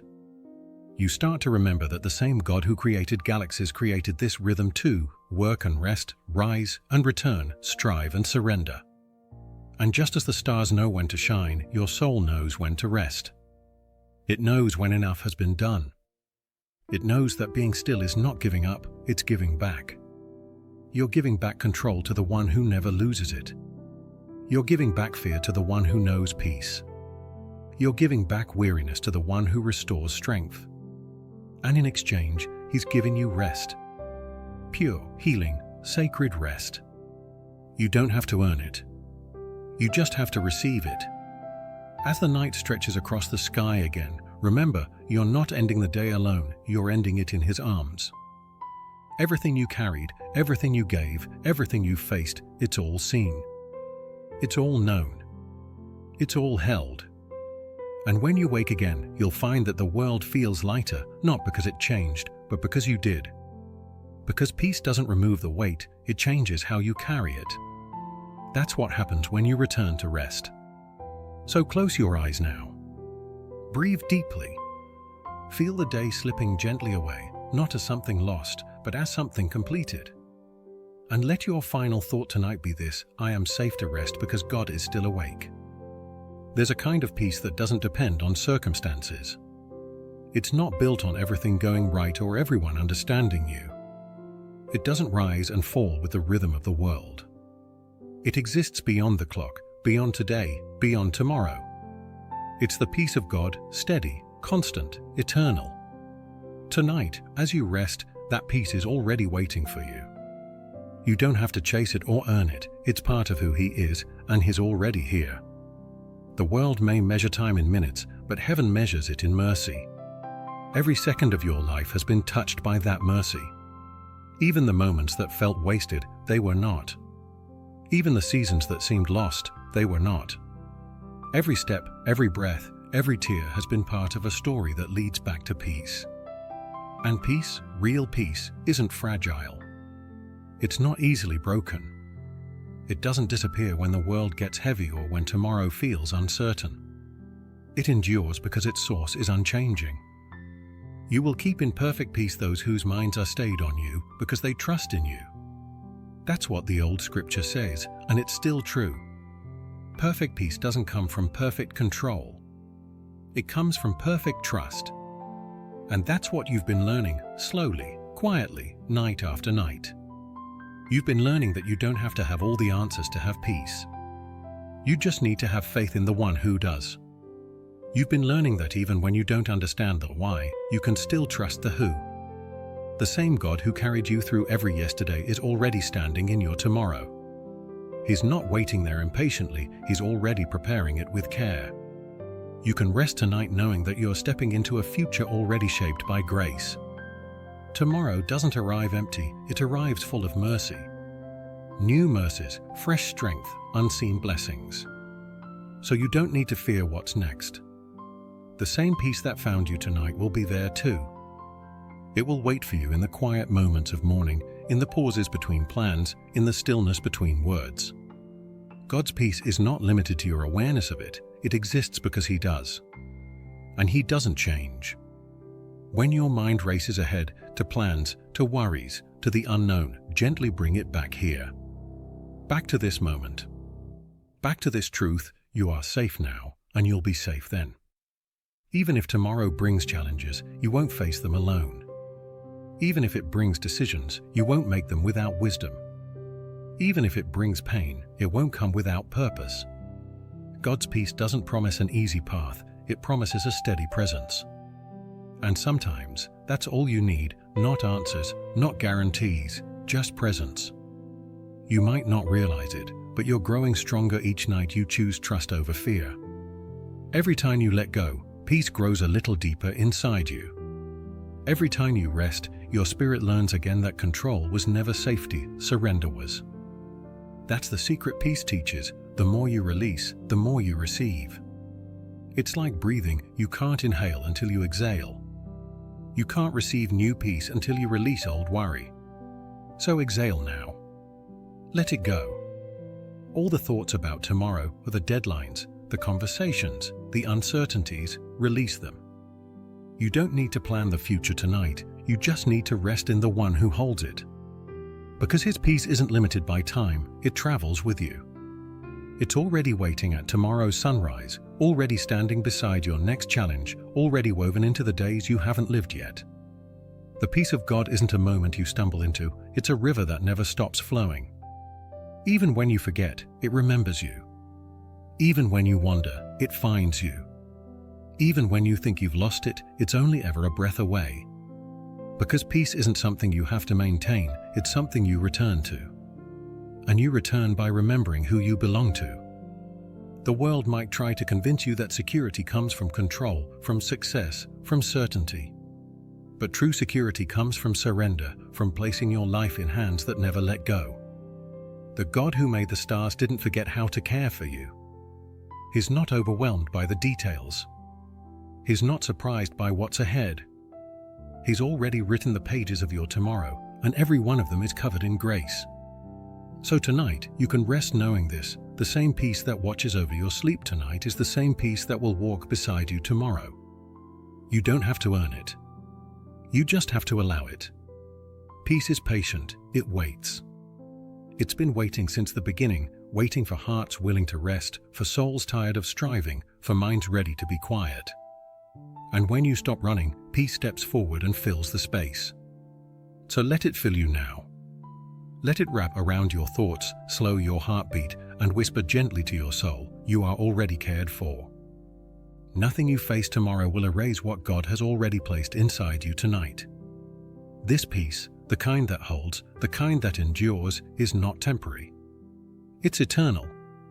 It began before you, it continues within you, and it will remain beyond you. That's the nature of divine peace. It doesn't end when the night does, it carries you into forever. So rest deeply now. Let your heart loosen its grip on what hasn't happened yet. Let your body relax into the softness beneath you. Let your spirit rest in the truth that no matter what changes, peace does not. You're safe tonight. You'll be safe tomorrow. And you'll be safe always. Because peace is not a place, it's a person. And that person, that presence, that love is with you now and forever. There are seasons in life when rest feels impossible. You lie down, but your body doesn't relax. You close your eyes, but your thoughts keep circling. Even when you try to slow down, something inside you stays alert, like a heart that's forgotten how to exhale. If that's you tonight, take comfort in this. You're not broken, you're just tired in more ways than one. Sometimes the soul forgets how to rest, not because it doesn't want to, but because it's been carrying too much for too long. You've been strong for so many days, haven't you? Holding it all together, staying composed when your heart wanted to crumble, keeping faith when it would have been easier to quit. But strength isn't meant to be constant. Even the strongest souls need stillness. Even faith needs quiet. Rest is not something weak people do, it's something wise people practice. And the good news is that rest is not something you have to create, it's something you can return to. God built rest into the rhythm of life, into the rising and setting of the sun, into the heartbeat of every living thing. Even the earth itself rests. The tides pull in and out, the trees shed their leaves, the soil sleeps beneath the snow. Rest isn't a pause from life, it's part of life. And your soul was designed for it too. Maybe tonight, you're learning how to rest again, how to stop rehearsing pain and start receiving peace. It's not always easy at first. Rest takes trust. It means letting go of control long enough to remember who's really holding everything together. When the soul has been in survival mode for too long, rest feels unnatural. Silence feels scary. Stillness feels wrong. But those are just symptoms of exhaustion, not evidence of failure. You don't have to know how to rest perfectly, you just have to be willing to try again. Because God knows how to teach your soul what it forgot. He knows how to quiet the parts of you that stay tense even when nothing's wrong. He knows how to slow your heartbeat, how to hush your thoughts, how to rebuild trust where anxiety used to live. Psalm 131 describes this beautifully. I have calmed and quieted my soul, like a weaned child with its mother. That's what divine rest feels like, safety that doesn't demand explanation. The child doesn't need to understand everything to feel secure, it simply rests in presence. That's the kind of peace God is offering you tonight. You don't have to analyze it. You don't have to deserve it. You just have to lean into it. Maybe your heart is still skeptical, maybe it whispers, but what if I let go and everything falls apart? But what if it doesn't? What if, instead, everything finally falls into place?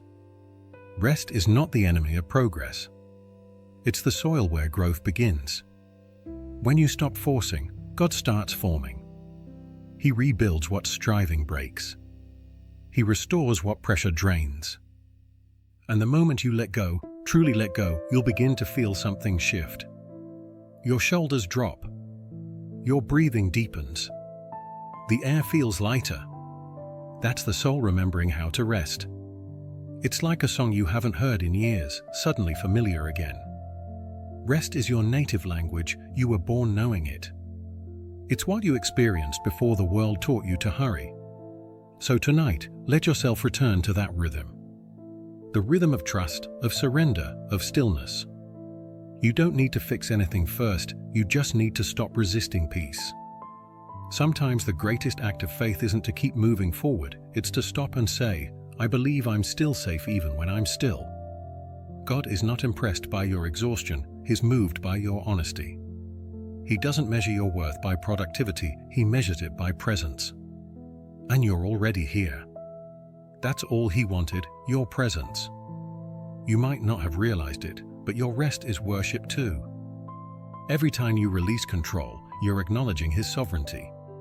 Every time you breathe deeply and trust again, you're saying, you are God and I am not. That's what it means to rest in faith. And when your soul learns to rest again, life starts to feel softer.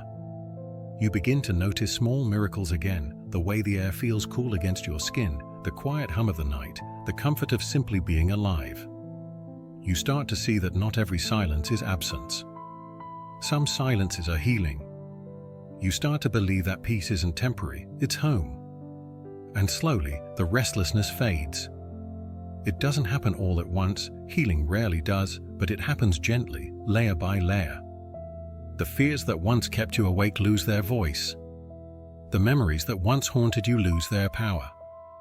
And in their place, you find stillness, sacred, steady, safe. This is what happens when the soul learns to rest again, it starts trusting again. It trusts that it's allowed to stop. It trusts that it's cared for. It trusts that even when it's not doing, it's still valuable. And maybe that's the truth you needed most tonight, that you are loved even in your stillness. You don't have to earn God's affection through effort, you receive it through surrender. And the more you practice that surrender, the easier rest becomes. There will be other nights when anxiety returns, when rest feels distant again. But that's okay. You'll know the way back. You'll remember what it feels like to let go and trust again. You'll remember the sound of your own calm breathing and realize it was prayer all along. Because rest is not just for the body, it's for the spirit. Your soul was never meant to live on tension, it was meant to live on trust. And trust leads to peace. So tonight, let this be your lesson, not that you must be strong, but that you can be still. Let yourself feel the softness of the bed beneath you, the weight of the blankets, the rhythm of your breath. You're not just lying down, you're healing. You're not just sleeping, you're surrendering. And while you rest, heaven works. You're being renewed without even trying. Your soul is learning again what it means to live in rhythm with grace. And tomorrow, when you wake, you won't just feel rested, you'll feel rebuilt. Because this is what divine rest does. It doesn't just restore energy, it restores identity. It reminds you who you are, whose you are, and how deeply you're loved. So close your eyes now. Let your soul rest again. It's safe to. It's time.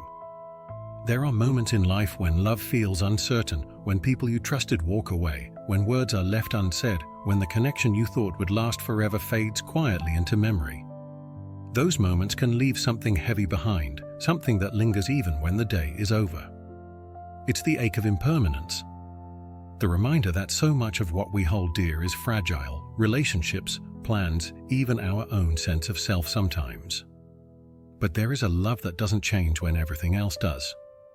A love that doesn't leave when the crowd thins or the noise fades. A love that doesn't depend on your perfection or your performance. It's the love of God, steady, unwavering, infinite.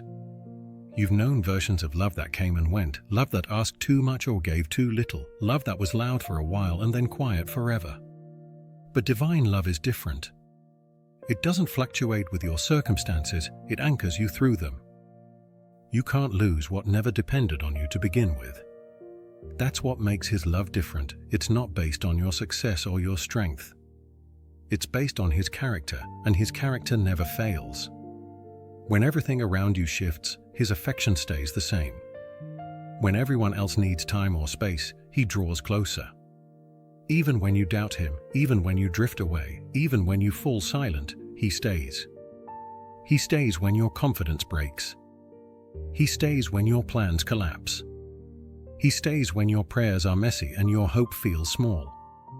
Because love, real love, doesn't leave when it's inconvenient. It holds you even when you're unsure of your worth. Maybe you've spent time trying to be enough for people, enough to be noticed, enough to be chosen, enough to be kept. But with God, you already are. You were loved before you succeeded. You were loved before you failed. You were loved before you spoke your first prayer and long before you ever tried to prove your faith. That's what eternal love means. It existed before your beginning and will remain after every ending. You can't outrun it. You can't undo it. You can't exhaust it. It follows you quietly, even into the places where you've stopped believing you deserve it. There's a verse in Psalm 139 that says, "Where can I go from your spirit? Where can I flee from your presence?" The answer, of course, is nowhere. Love like this doesn't lose track of you. Even if you walk into darkness, love walks too.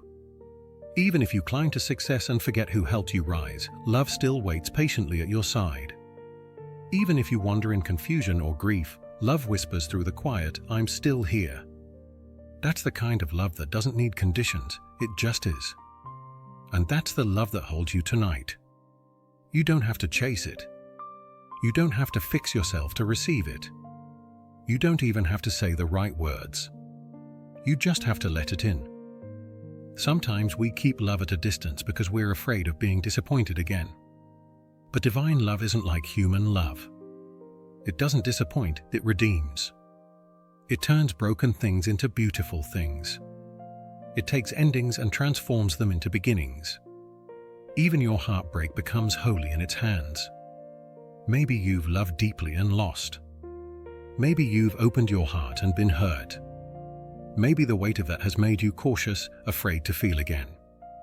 But love doesn't heal by avoidance, it heals by presence. The only way to rediscover peace is to let love back in, not the kind that demands, but the kind that accepts. And that's exactly what God's love does. It accepts you as you are, with your fears, your flaws, your questions. It meets you in your current state, not your ideal one. When you whisper, "God, I don't know how to trust again," He doesn't scold you, He reassures you. When you say, "I don't know how to love anymore," He shows you what love really looks like.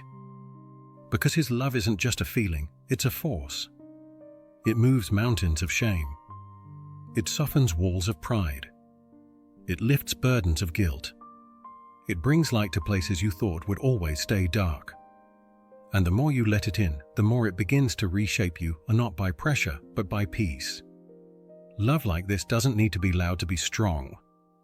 It doesn't need to prove itself, it simply persists. You might not always feel it, but that doesn't make it less real.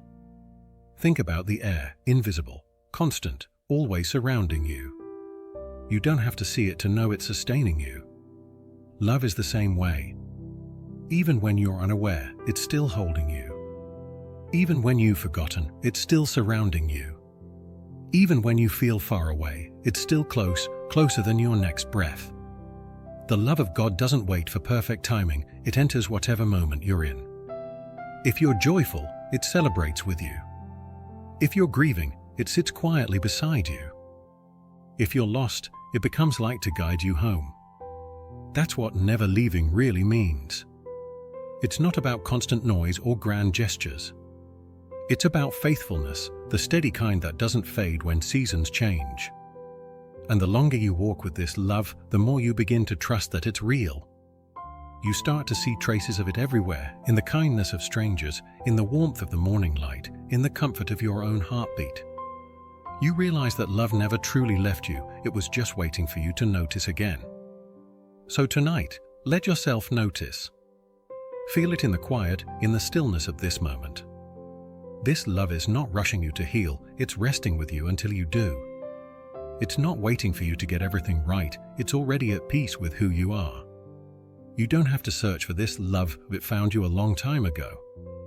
And it's here to stay. You can fall asleep knowing that even if everything else changes, this won't. You are loved tonight. You will be loved tomorrow. And you will be loved forever. Because love that comes from God doesn't walk away, it walks with you through valleys, through storms, through silence. It's the kind of love that doesn't end, it expands. It grows deeper with every prayer, every breath, every night you choose trust over fear. So rest now in that truth. You don't need to hold on to anything else. The love that never leaves is already holding you.